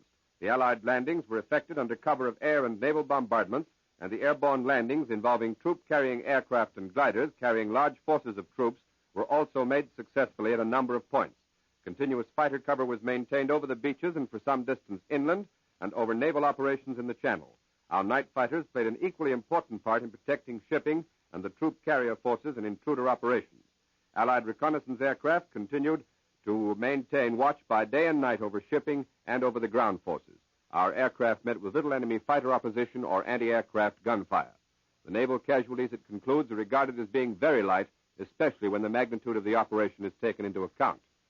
The reports of the land fighting, necessarily vague at this early stage of the invasion, indicate that the American, British, and Canadian troops who landed on the French Normandy coast this morning to open the Western Front have fought their way 9.5 miles inland to the ancient and important rail and port city of Caen, and that Allied operations are developing along a 60-mile front stretching north from the Cherbourg Peninsula. Our landings appear to have been tactically and strategically a surprise to the Germans. There have been no reports as yet that would imply that the Germans have recovered sufficiently to stage a counterattack. However, a strong counterattack is expected inside of the next 48 hours. And now for a description of what landing on the shores of Hitler's Europe is like for our boys. Here is a man who saw the Allied landings at Dieppe in 1942 and who was with our troops when they landed at Salerno last September. CBS war reporter Quentin Reynolds. It is a little after midnight in France now, and thousands of Americans, British, and Canadian troops are trying to rest after the toughest 24 hours they ever underwent. One of the first rules of amphibious warfare is don't dig in, force the action, get away from the beaches. Reports from Allied headquarters and from the German radio agree that our men wasted very little time on the beaches. They surged forward, and tonight the main body of our men is resting more than 10 miles inland. It is the first night most of them ever spent in France, and it is doubtful if the Germans will allow them to enjoy it. During the day, the absence of the Luftwaffe was very noticeable. Our air armada of 11,000 aircraft encountered virtually no resistance over France today. But Air Marshal Tedder and General Toohey's Spots in charge of our air forces will not be fooled by that. They know that German bombers are creatures of the night. They remember that we weren't bothered much that first day we landed on the beaches at Salerno, nor did we encounter anything more than nominal resistance at Anzio during the first hours of daylight. In each case, the Luftwaffe saved its strength for the coming of darkness. Up to now, everything seems to have gone according to plan, but we would be foolish to assume that the worst is over. If the Luftwaffe follows its usual tactics, our boys may have a bad night. One can visualize them trying to sleep in their shallow, hastily dug-out slit trenches. Now and then, and this is undoubtedly happening right now, a pinprick of fire will appear in the sky. It will grow and banish the night. The German planes are dropping their well-known chandelier flares. They hang there at 5,000 feet, looking for all the world like a giant celestial chandelier lit by 1,000,000 candles. Other flares will blossom against the dark curtain of the night, and then the uneven tune which the bombers sing will throb through the darkness. There won't be much sleep, I'm afraid, for these boys. But then they've been trained for months for this, and they're in perfect physical condition. Missing a night's sleep won't hurt them a bit. They'll lie there looking upward at the traces that stretch long blue and golden fingers into the night, up toward the enemy aircraft. By now, our Bofors, our Ehrlichens, and our amazing, beautiful 120-millimeter anti-aircraft guns will be throwing up a wall of steel at the German planes. Higher up, our night fighters, the Havocs, the Mosquitoes, and the Bullfighters are darting all over the sky in search of German planes. They'll take a frightful toll if past experience is any criterion. But the odd bomber can always get through. There is no doubt that the Luftwaffe will throw its best punch tonight. However, bombs are never very effective against troop personnel. Remember Casino. They're frightening, and they jangle your ragged nerves, and the noise of them makes your ears ring and your hands feel as though they clutched snowballs. Your stomach tightens with fear, for no man is immune from fright. But our men have learned to conquer their fear and be none the worse for it. Throughout the night, the German planes, fast Junkers 86P medium bombers with their excellent bomb sight made by Zeiss, the speedy silver-winged Dornier 217, which has a very effective dive bomber brake in its tail, and the Junkers 88, easy for our fighters to knock down in daylight, but hard to find at night. All these will be screaming earthward with their tons of bombs. No, our boys won't get much sleep tonight. They won't move much in the darkness, because now they are in what the Army calls the enemy hedgehog defense area, the second line of defense, an area pockmarked with mine traps and booby traps and tripwires which set off a dozen grenades if you stumble against them. We know, and our men know, that the real German defenses, the huge steel and concrete pillboxes and turrets, the heavy artillery is some miles ahead of us.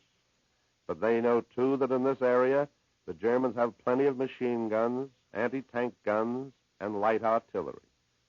But if the Germans follow the tactics they have always used, and the German usually does follow his own pattern of warfare, he won't do much artillery firing tonight. He knows that our low-flying planes are everywhere looking for his gun flashes, trying to locate his batteries. So the chances are that our boys won't be too much bothered by anything tonight but night bombing. It will be different at dawn.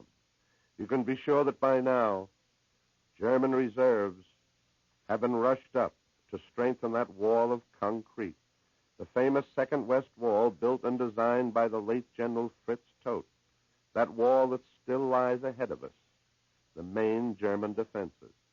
And when dawn comes, our boys will have their hands full with this counterattack, for the Germans always counterattack. But General Montgomery knows all this, and you can be sure that Monty is ready. Monty is never caught napping. All night long, big LSTs will snake across the channel to unload thousands of tanks, of big 155-millimeter guns, 8-inch guns, anti-tank guns, shells, the heavy decisive weapons that in the end decide the issue. It'll be a long night for those of us here at home who can only hope and pray. It will be an even longer night for these boys of ours. But the dawn will come soon to France, within 3 hours, and the dawn will chase the bombers. The dawn will banish the specters that the night brings, and you can be sure that these sons of yours will be ready and anxious to slug it out with the enemy they have been waiting so long to meet. That was CBS war reporter Quentin Reynolds. And here to explain to you the scope of our attack is Columbia's military analyst, Major George Fielding Elliott. The greatest amphibious operation in the long and bloody history of warfare is underway. But we know very little as yet about the progress which our troops are making on the shores of France. Allied reports have identified only the town of Caen as actually reached by our troops. But it is fairly clear from all that has been said about broad fronts in various Allied reports during the day, and also from enemy reports for what they are worth, that our troops have landed at various points along a front extending from the Cotentin Peninsula, on which Cherbourg stands, to the mouth of the River Seine. This is a front of about 100 miles along the curving shore of the Baie de la Seine. Since the division ordinarily does not deploy for attack on a front greater than 4,000 yards, about 2.5 miles, this might seem to indicate that we have put ashore 40 divisions, but the actual number is unquestionably far less, at least at this time. The landings cannot take place all along this coast, but only at such spots where beaches or inlets are available, and where the landing is not denied by cliffs or rocky foreshores. Such places available for landing are the estuaries of the rivers Orne and Vere, and the excellent sandy beaches of the Deauville area, at all of which enemy reports have it that we have landed our troops. As Edward R. Murrow has told you in a broadcast previously heard on many of these stations, considerable satisfaction is being expressed in military quarters in Great Britain on the progress made by our airborne troops. These have naturally been landed inland from the coast and are engaged in cutting the railways and roads on which the German counterattacking forces must eventually depend for rapid movement in order to drive our forces off the beaches if they can do so. And the purpose of these airborne troops is to cover the establishment and extension of the beachheads. At least 2 beachheads are reported to have been firmly established and to be in course of expansion. If this expansion permits the landing of heavy equipment, including particularly field and medium artillery, within the next 24 hours, as much progress will have been made as could be reasonably expected. A still greater gain would be the deepening of the beachheads to the point where forward air bases could be established on the French shore. Another enemy report has it that there has been heavy bombing and landing of paratroopers in the Boulogne-Calais area. Here, the air distances to Great Britain are shorter, and therefore the advantages for landing as far as air support are greater, though the German defenses are probably deeper and stronger in this area than in any other part of the French coast. It is possible that we have gained some degree of tactical surprise in the west by landing in an area where the enemy did not expect us. Perhaps he expected us in the Boulogne-Calais area. Then it's possible that this new reported attack, if it is true, remember it's an enemy report, may mean that the Boulogne-Calais area is really the area of the Allied main effort, and that the operations from the west are an attempt to divert the Germans. However, the events will have to disclose whether this is the case or not. That was Major George Fielding Elliott. And here is the London Dispatch just handed to me. The first wounded men from the Western Front invasion landed back in England today, and despite their wounds, many were smilingly cheerful. Some were taken to an East Anglian hospital. I Love a Mystery, usually presented at this time by Procter & Gamble over most of these stations, was canceled tonight in order that we might bring you the broadcast just concluded. This is CBS, the Columbia Broadcasting System.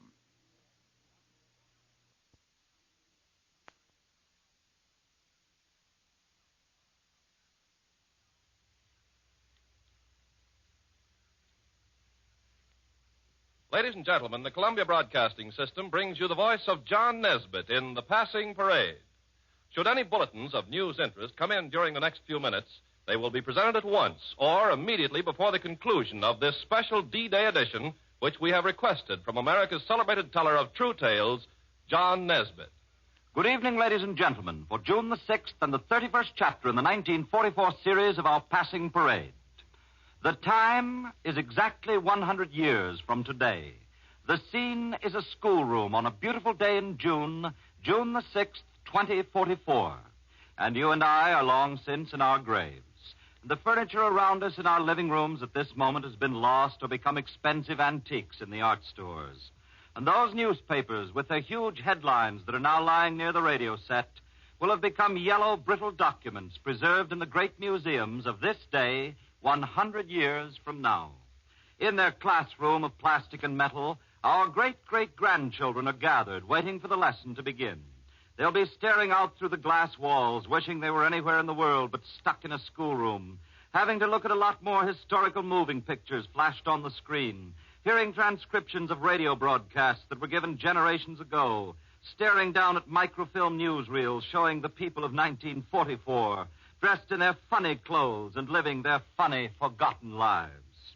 Now the old history professor comes in, and he stands beside the picture screen and he smiles around at the drowsy young faces of our great-great-grandchildren and says, "Does anyone here know what day this is?" No answer. Well, it is exactly 100 years ago today that one of the greatest events since the fall of Rome took place on the face of the earth. That event, young ladies and gentlemen, was called the invasion of Europe by the democracies. On a beautiful moonlit night 100 years ago, out from the shores of England swept myriads of peculiarly shaped boats, guarded by more than 4,000 naval vessels. In these boats there were tens of thousands of very young men, almost as young as you are, who looked straight ahead with awful terror gripping them. Some were seasick, and a special secret remedy which the Allies had been collecting for about a year was given to them.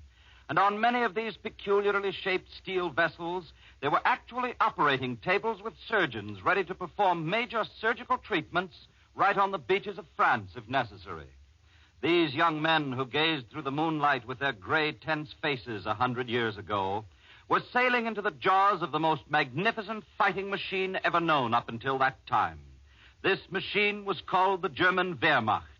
It had been designed by military geniuses, tried out, improved, and repaired and tested. It was experienced, it was veteran, and it was desperate. But the young men from the cliffs of England faced it silently, and they moved on in. They knew that the stupendous machine they were to destroy had many tricks. One of them was the magnificent Spandau machine gun, which could shoot 600 bullets in the time that earlier models could shoot 200. Another was a new plastic landmine that could not be discovered by the Allied magnetic detectors. These plastic and even wooden mines, sometimes called booby traps in that day, were strewn so thickly that it was believed that a man could not take 12 paces on the beach without setting one off. burning oil to float down rivers, pipes to carry it out to the surface of the sea if necessary, so that incendiary bombs could ignite it when they fell. There were rocket-piercing bombs that could go straight through a landing barge. There were radio-controlled rocket bombs. There were more concrete forts, hidden pillboxes, mountains of barbed wire, with deadly electric current running through them than had ever been collected in all time. Now the glaring-eyed young men still came on, you see, because that was what they had been told to do, and they were obedient to the death. But with them, as they moved across the channel, they brought something against that wonderful defense.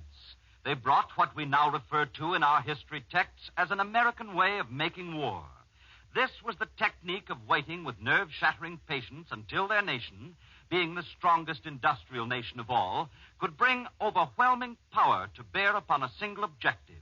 They had learned it in their own Civil War long before that, when their General Grant had waited to mass unbelievable power before making the final attacks. So now, as the dawn rose up from the French coast, the peoples of the world woke up to learn that the Allies, too, had constructed a giant, the strategy of overwhelming power. 11,000 airplanes, they say, moved over the heads of the young men in the landing barges. And do you know how many airplanes is 11,000? Well, if you stood in the middle of a smooth desert with the horizon visible all around you in a great circle, as much of the sky as your eye could see in every direction would only hold 1,000 airplanes. And on that morning of June the 6th, 1944, the Allies had done the unbelievable.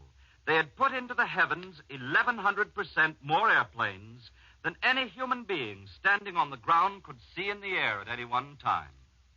Now, you see, the old professor will continue, gazing around that classroom full of our great-great-grandchildren. Up until that time in history, an invasion by crossing water had come to be construed as an impossibility. The Spanish Armada had tried it with disaster. Julius Caesar had nearly failed to conquer Britain at first when he landed from the sea, although there were just a handful of savages to oppose him. The Allies themselves had tried it in what they called their First World War and failed terribly at the Dardanelles. They'd had the courage to try again a generation later on the coast of Norway at a place called Narvik, and again they met with bloody disaster. But even while their enemy was shouting with glee and calling them decadent peoples, they licked their wounds and they tried again.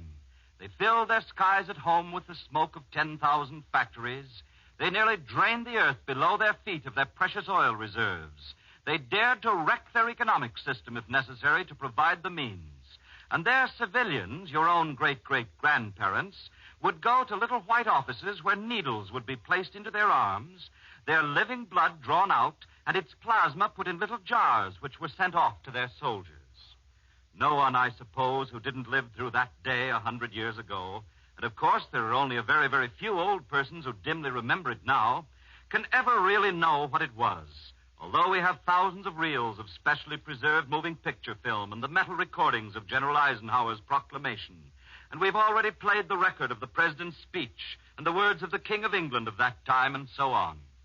Yet, young ladies and gentlemen, I wish you especially to realize and remember this, that we wouldn't be looking at this film or hearing these century-old records. We would not be studying these documents if the vast army of young men that crossed the Channel on the morning of June 6th in 1944 had not finally won their battle. You would not be allowed to see history as it really happened, and I would not be allowed to teach it as it really happened.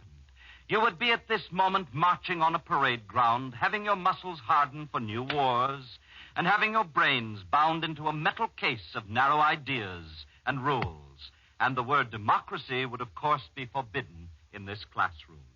And all of this, young ladies and gentlemen of the history class, is why we never permit you to forget this historical number, June 6, 1944. Because a century of history has taken place since then, you'll probably have trouble in remembering all the names and places.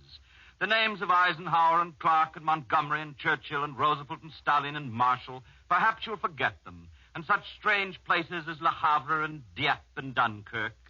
They are now of interest, these names, chiefly to military experts. But one thing, young ladies and gentlemen, you must know and recall forever, or you will never be considered educated men and women of this 21st century, and that is the name which we finally came to use to describe that stupendous series of battles. You must never forget that 100 years ago today occurred the supreme hour in the War of Liberation. And then I suppose that those descendants of ours, those children who are yet to be born, will busily take down some notes in their loose-leaf folders, and they'll watch the films which at this moment have not yet been developed from the negative, and yet which were taken by the way of every phase of the landings this morning. And they will listen to excerpts from the broadcast that we have been listening to today, which have all been recorded and which will be transferred to permanent metal forms for the use of future historians. But perhaps it won't mean very much to those children in the future if they're happy and normal kids. This day of our world, this day might mean nothing to them, in which we have prayed ardently for the success of our arms, and during which millions of American mothers have been so overcome as to have to leave the radio and go to their bedrooms to look down at photographs of their sons. 100 years from today, it will have become one more date in the history lesson, like 1492 and 1066 and 1914 were to us. And the moment the story of this day of days has ended, those kids will dash out into the playing field and they'll start having fun. And that's quite all right, isn't it? It's for them that the landing barges crossed the channel this morning. It is for them that our young men offered their lives, because the children of 100 years from now will be free. And now to conclude the passing parade for this evening, I would plan to read any of the bulletins which have come in during the past 10 minutes. However, even history does sleep at night, and owing to the time element at the various military headquarters, the 3:30 communique has concluded, probably, the official reports of great interest for this remarkable series of hours through which we have just passed. And as we close the record for the evening, then, a summary of the opinions published and broadcast so far does seem to add up finally to the following: that these were certainly the chief surprises, that casualties did appear to have been much lower than expected, and that the German Air Force very definitely did not go into large-scale action.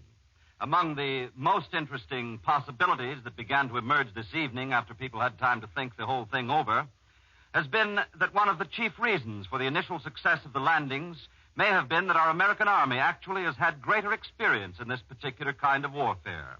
They've been in intensive training for it for at least a year, and no other army has ever made so many amphibious landings as our own during these attacks on Morocco and Algiers and Sicily and Salerno and Anzio and Guadalcanal and all the many other islands of the Pacific. Other observers also have begun to note this evening that we might possibly have been able to strike higher up on the coast of Europe first in Holland, and that very possibly that would have brought about a much shorter war, but a far bloodier one. And it is conceived that we struck where we did because we believed that although this would take a little longer, it could be carried out with the fewest possible casualties. However, as brilliant a maneuver as the landing has been, few seem to expect it to be followed up now with sensational blows that will quickly knock out the enemy. And now it is pretty generally realized that the campaign to conquer a continent has just begun. And of course, the great question mark that emerged clearly this evening was that the German Luftwaffe might still be one of our most formidable enemies. A London commentator stated that Goering may have merely been pretending when he called upon the Luftwaffe to sacrifice itself, as he stated in his speech of this morning, and that he probably has a much larger air force in reserve.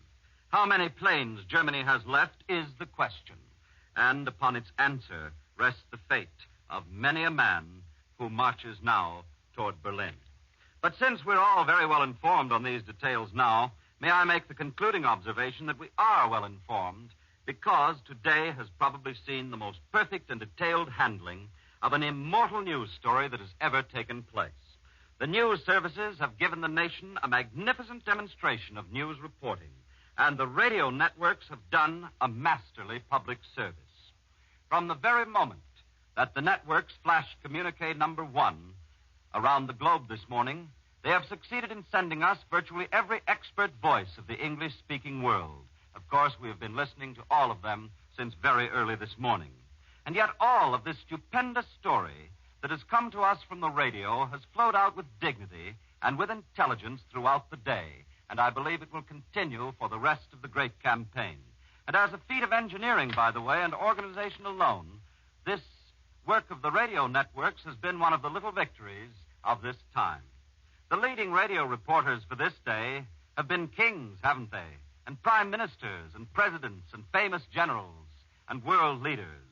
And perhaps the one well-known news analyst of this time who doesn't seem to have been heard from is the new commander-in-chief of the enemy armies, our friend General Hitler.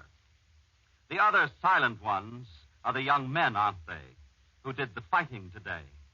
And yet, those silent ones did more today than all the spoken words of time's passing parade. And now to Mr. Carpenter for a moment, and then good night. CBS has just presented the celebrated American storyteller, John Nesbitt, in a special edition of his Passing Parade. This is CBS, the Columbia Broadcasting System.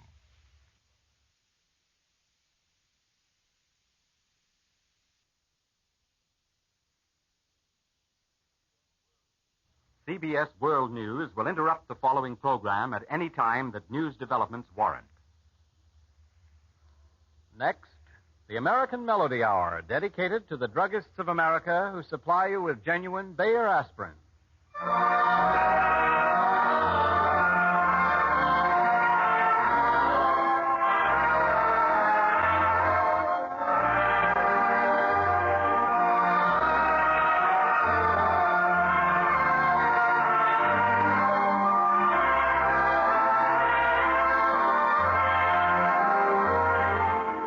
Ladies and gentlemen, here's the American Melody Hour, bringing you the top songs of the day, so you can know them all, sing them all yourself.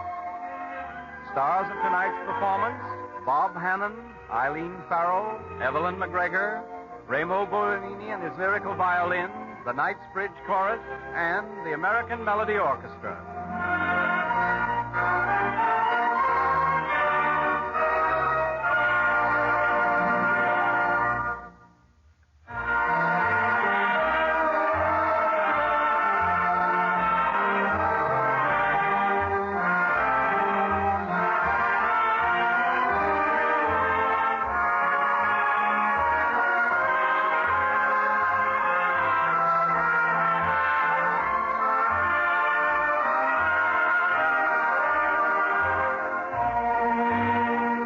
Just one look, and then I knew that all I longed for long ago was you. The American Melody Hour opens tonight with Bob Hannon singing Long Ago and Far Away.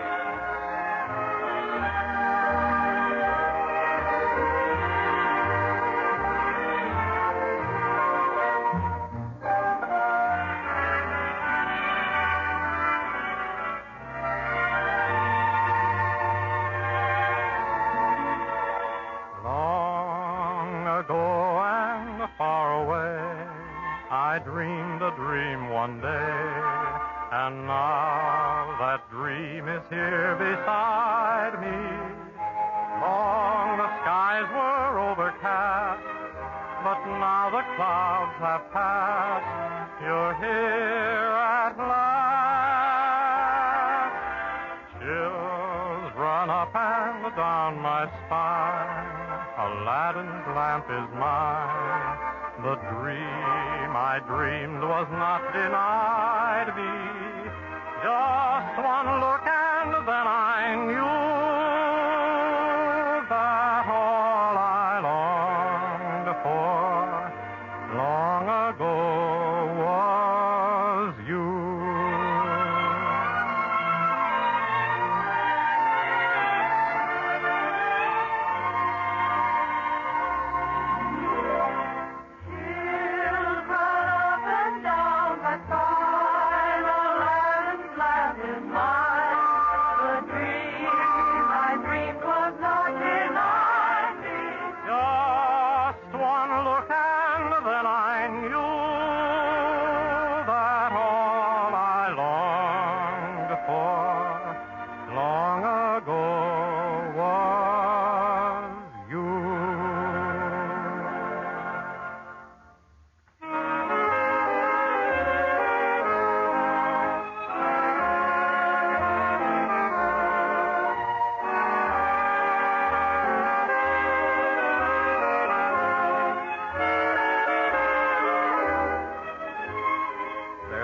Moonlight being wasted because you're not near me tonight.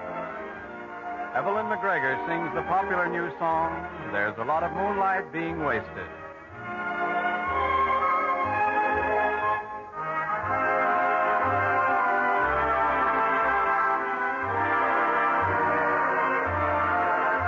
There's a lot of moonlight being wasted, 'cause you're not near me tonight. Somehow it doesn't seem right, but what can we do?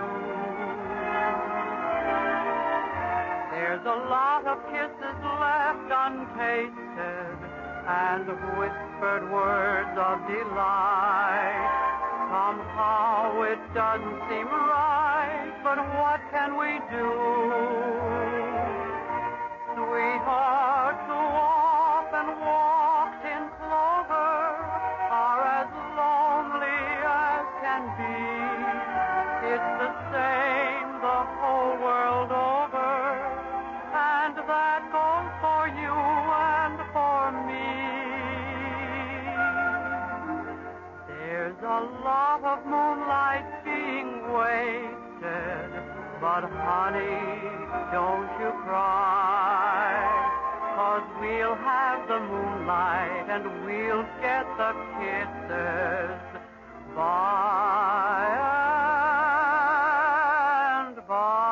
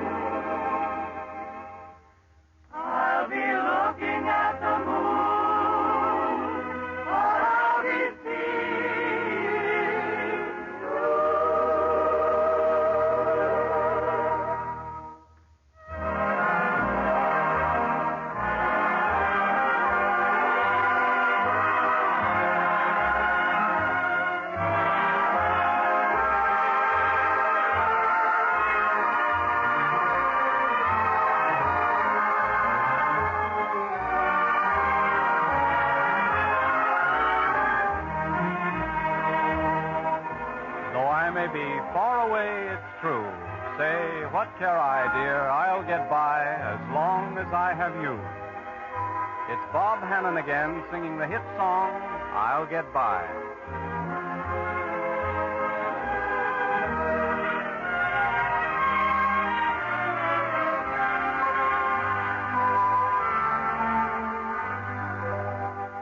I'll get by as long as I have you. Though there be rain and darkness too, I'll not complain.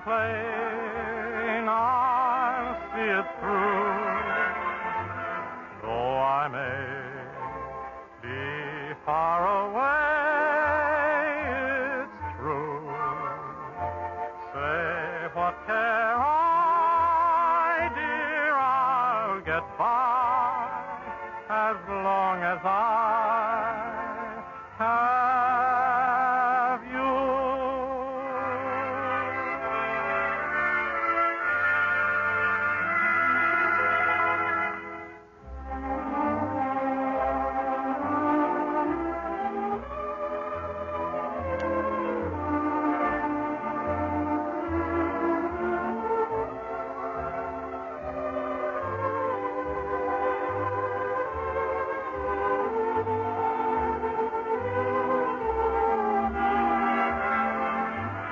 Though I may be far away,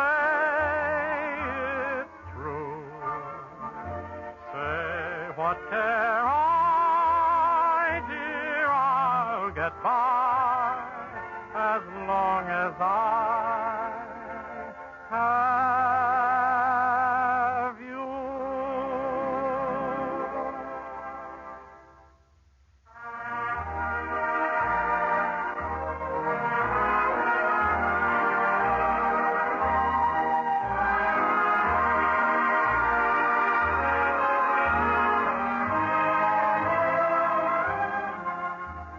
With all my heart, I pray everything is all right.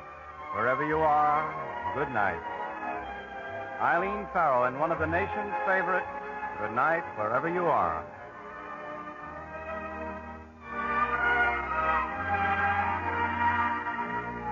Good night,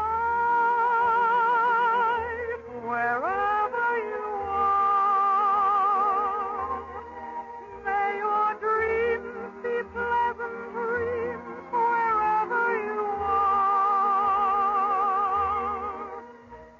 If only one little wish that I wish comes true, I know that the angels will watch over you. Good night, wherever you are. I'll be with you, dear, no matter how near or far. With all my heart, I pray everything is all right. Wherever you are, good night.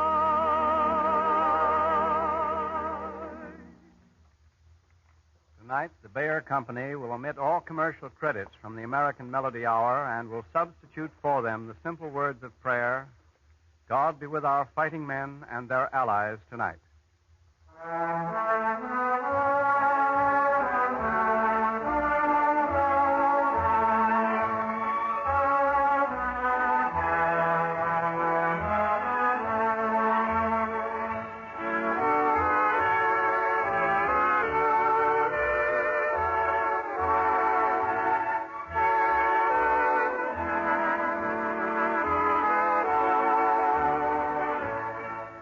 I've got a heart filled with love for you, dear. For you, dear, fills my heart with love. The American Melody Hour continues as Bob Hannon sings the delightful song, I've Got a Heart Filled with Love.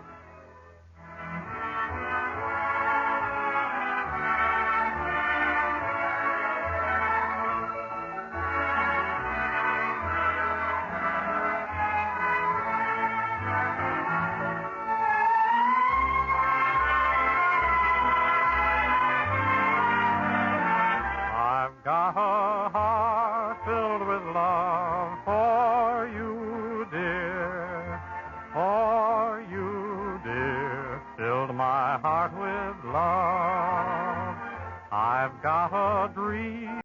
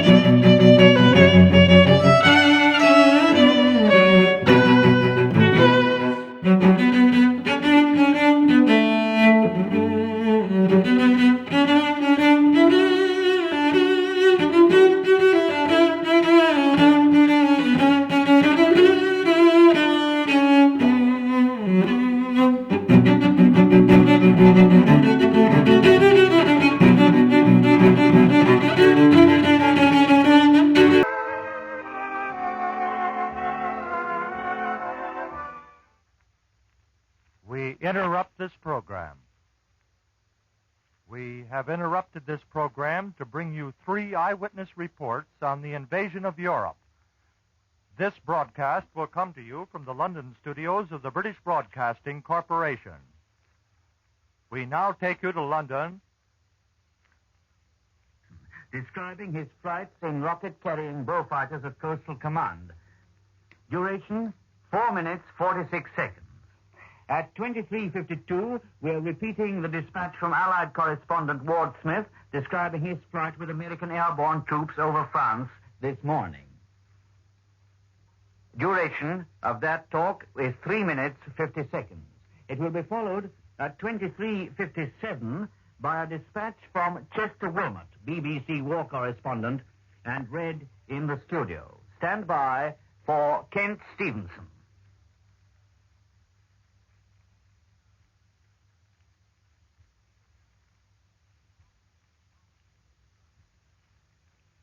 This is London calling. Here is BBC war correspondent Kent Stevenson. I've just returned from a Coastal Command station of the RAF. I feel as though I'm shouting into this microphone, trying to hear myself speak, for in my ears is still the unaccustomed roar of aircraft propellers that have kept me up in the air for half the hours of daylight. I left London early morning. My assignment was a practice flight with Coastal Command bullfighters carrying rocket projectiles. We flew before the sun while formations of Allied heavy bombers crossed us, coming from the southwest. They cruised low overhead, in flights, squadrons, and still larger formations, and continuously. On the flank of one large fortress group was an American heavy with its starboard outer engine dead. The plane was wobbling. Doubtless those heavies were returning from a job of work. We circled our destination. A voice from control tower squeaked into our cockpit, "Come in now." And we touched down. Then in the flying control tower, I heard the voice of a squadron leader greeting me very faintly through the roar in my ears with, "Of course you've heard the news?" And that's how I did hear it. It had happened at last, and almost within sight of where I stood. Well, my visit on that Coastal Command station was brief, but it was long enough to see with what surprising calm the great news was received. No shouts or cheers or gestures of any kind. Not even when the station loudspeakers relayed the text of Mr. Churchill's words. Thousands of ships, thousands of frontline aircraft. The flight lieutenant by my side said, "Well, well," and like the others present, returned to his newspaper and the happenings in Rome. Oh, they were interested, all right. They were in the front line on that station. They were eager, too, ready to scramble at a second's notice. And that applied to each and every one. To flying officers to Sydney, Australia, the New Zealander from Wellington, to the man from Amherst, Massachusetts, and that Vancouver boy with red cheeks and Canada on his shoulder. Each one of them eager, on his toes, yet calm. And as I climbed into my plane to return, the signal came. And sitting next to a pilot assigned to my little job and itching to be on that job, I watched and take off for action. Leading those rocket-firing bullfighters was a name among flyers.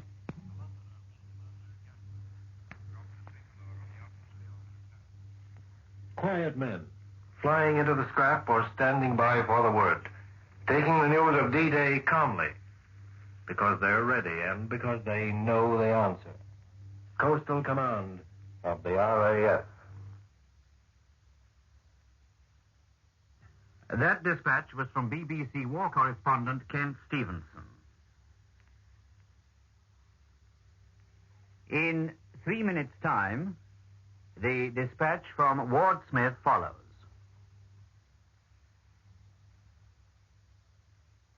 And while we're waiting for the dispatch from Ward Smith, another eyewitness dispatch of the fighting that has been going on the shores of northern France today, here is the latest news, a recapitulation of it, more or less, since we haven't had any really late news in the last hour or so. The initial phase of the Allied invasion of northern France has been successfully completed. That was the news from the second communique from the Allied Supreme Headquarters, issued less than 2 hours ago. Reports that Allied sea and airborne troops made their landings in France against little opposition were the highlights of the communique. Allied naval casualties in particular, it added, were much lighter than expected. Allied aircraft provided continuous cover for our landing parties. And tonight, despite a falling barometer and a rising wind, reinforcements are being carried across the channel, while Allied troops already in France are pushing inland along a 100-mile stretch of the Normandy coast between Cherbourg and Le Havre. The German High Command said in a special communique tonight that fighting in the Cherbourg-Le Havre area is in full swing, and the NA communique added that new operations must be expected, although they have not developed as yet. The German-controlled Vichy radio said it was to be admitted that the Allied beachhead area has been considerably widened and that Allied reinforcements are pouring in. Tonight's communique from General Eisenhower's headquarters gave an indication of the size of the forces the Allies threw into this initial attack.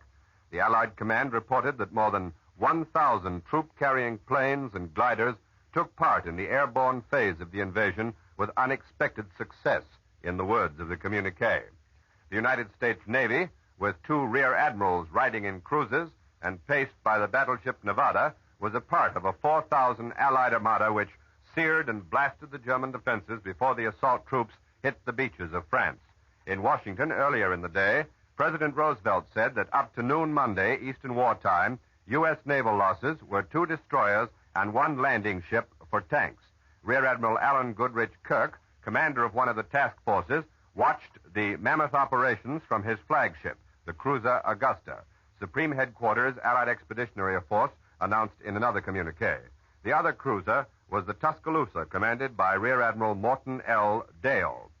Satisfying curiosity about the bombing of the Pas-de-Calais area, which has been going on for many months, the British Air Ministry revealed that the military objectives along the French invasion coast, which RAF heavy bombers have been hammering intensely since May 7th, were German naval guns and howitzers. And now to London for the report of Ward Smith.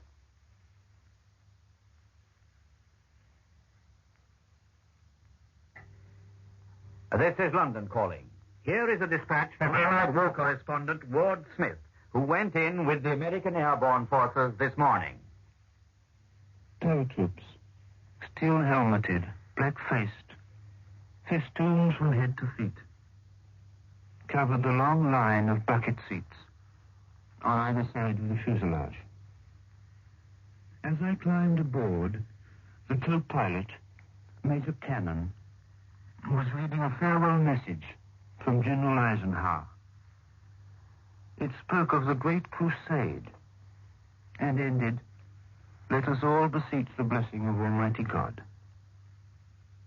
As the door clanged to on us, sitting there in the dusk, we realized suddenly that we'd passed from one world to another. Perhaps that was partly the effect of the all-red lights in the plane. We had a sinking feeling in the pit of the stomach. But that didn't last long. Somehow, we seemed to leave that behind on the ground. Almost before we realized, we were off. Here and there, lights, friendly lights, winked at us. Other planes fell into close formation behind us, left and right. As everyone adjusted parachute harness, flak suits, and lay west, our mood brightened to a spate of banter. "Say," someone sang out suddenly, "what's the date? I'll feel kind of dumb down there if some guy asks me and I get it wrong." We laughed uproariously at things like this. The littlest things. The silliest things. We exchanged cigarettes. And we talked on. But somehow, never about things that mattered. We just thought about them. Suddenly, the red lights, all the lights in fact, went out. I wasn't consciously thinking of anything. But suddenly, I found the phrase, "Very rod," and I stopped, moving through my mind over and over again. Just that, and no more. It was all very odd. Then things began to happen. The paratroop battalion commander was talking quietly to his men. A final briefing. We saw fires around us below on all sides. Our bombers had done their work. Corporal Jack Harrison of Phoenix, Arizona, who was opposite me, stepped over and thrust a packet of cigarettes into my hand. You might need them on the way back, he said. Then he lined up with the others. Well, just in case Corporal Harrison happens to hear this, I'd like him to know that I'm keeping those cigarettes for him. He might light a smoke on the way home. But if he can spare them, I'd like to keep them always. That was Allied War Correspondent Ward Smith. In a few seconds' time, we will read from the studio a dispatch written by the BBC War Correspondent Chester Wilmot before he left with the airborne forces. He describes their final briefing. Stand by for Chester Wilmot.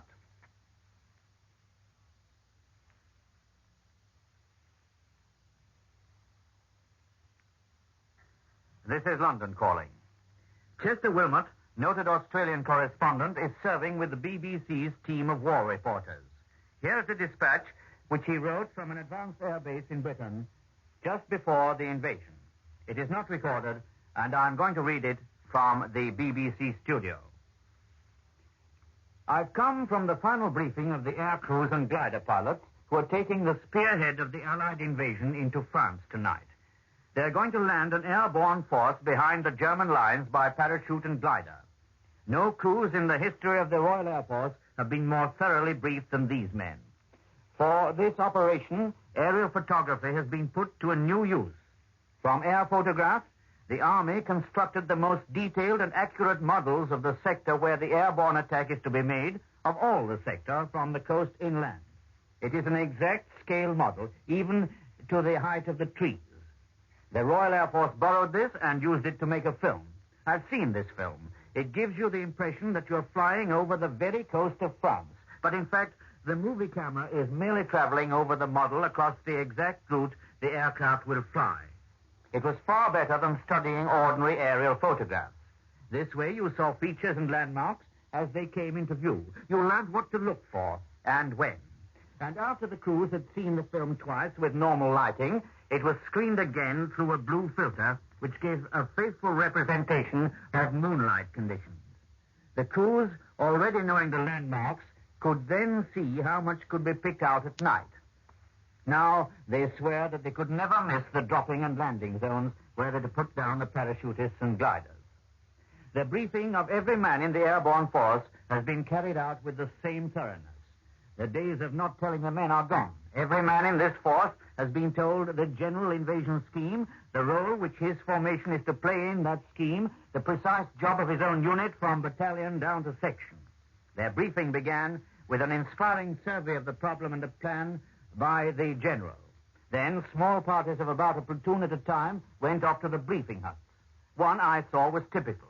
One wall was covered with aerial photographs of the whole area, and especially the zone where this parachute unit is to land. Photographs taken from many different angles and heights. Along the other wall were maps marked to show the tasks of the various units, and one big map showing the known or suspected location of the German troops in the area we're attacking. That was a report of Chester Wilmot, Australian war correspondent, which was being broadcast by the British Broadcasting Corporation in London. The coast-to-coast facilities of the Columbia Network will remain open until further notice, so keep tuned to your Columbia station for further invasion news. The American Melody Hour, presented by the makers of Bayer Aspirin over most of these stations, was interrupted tonight that we might present the special broadcast just concluded. This is CBS, the Columbia Broadcasting System.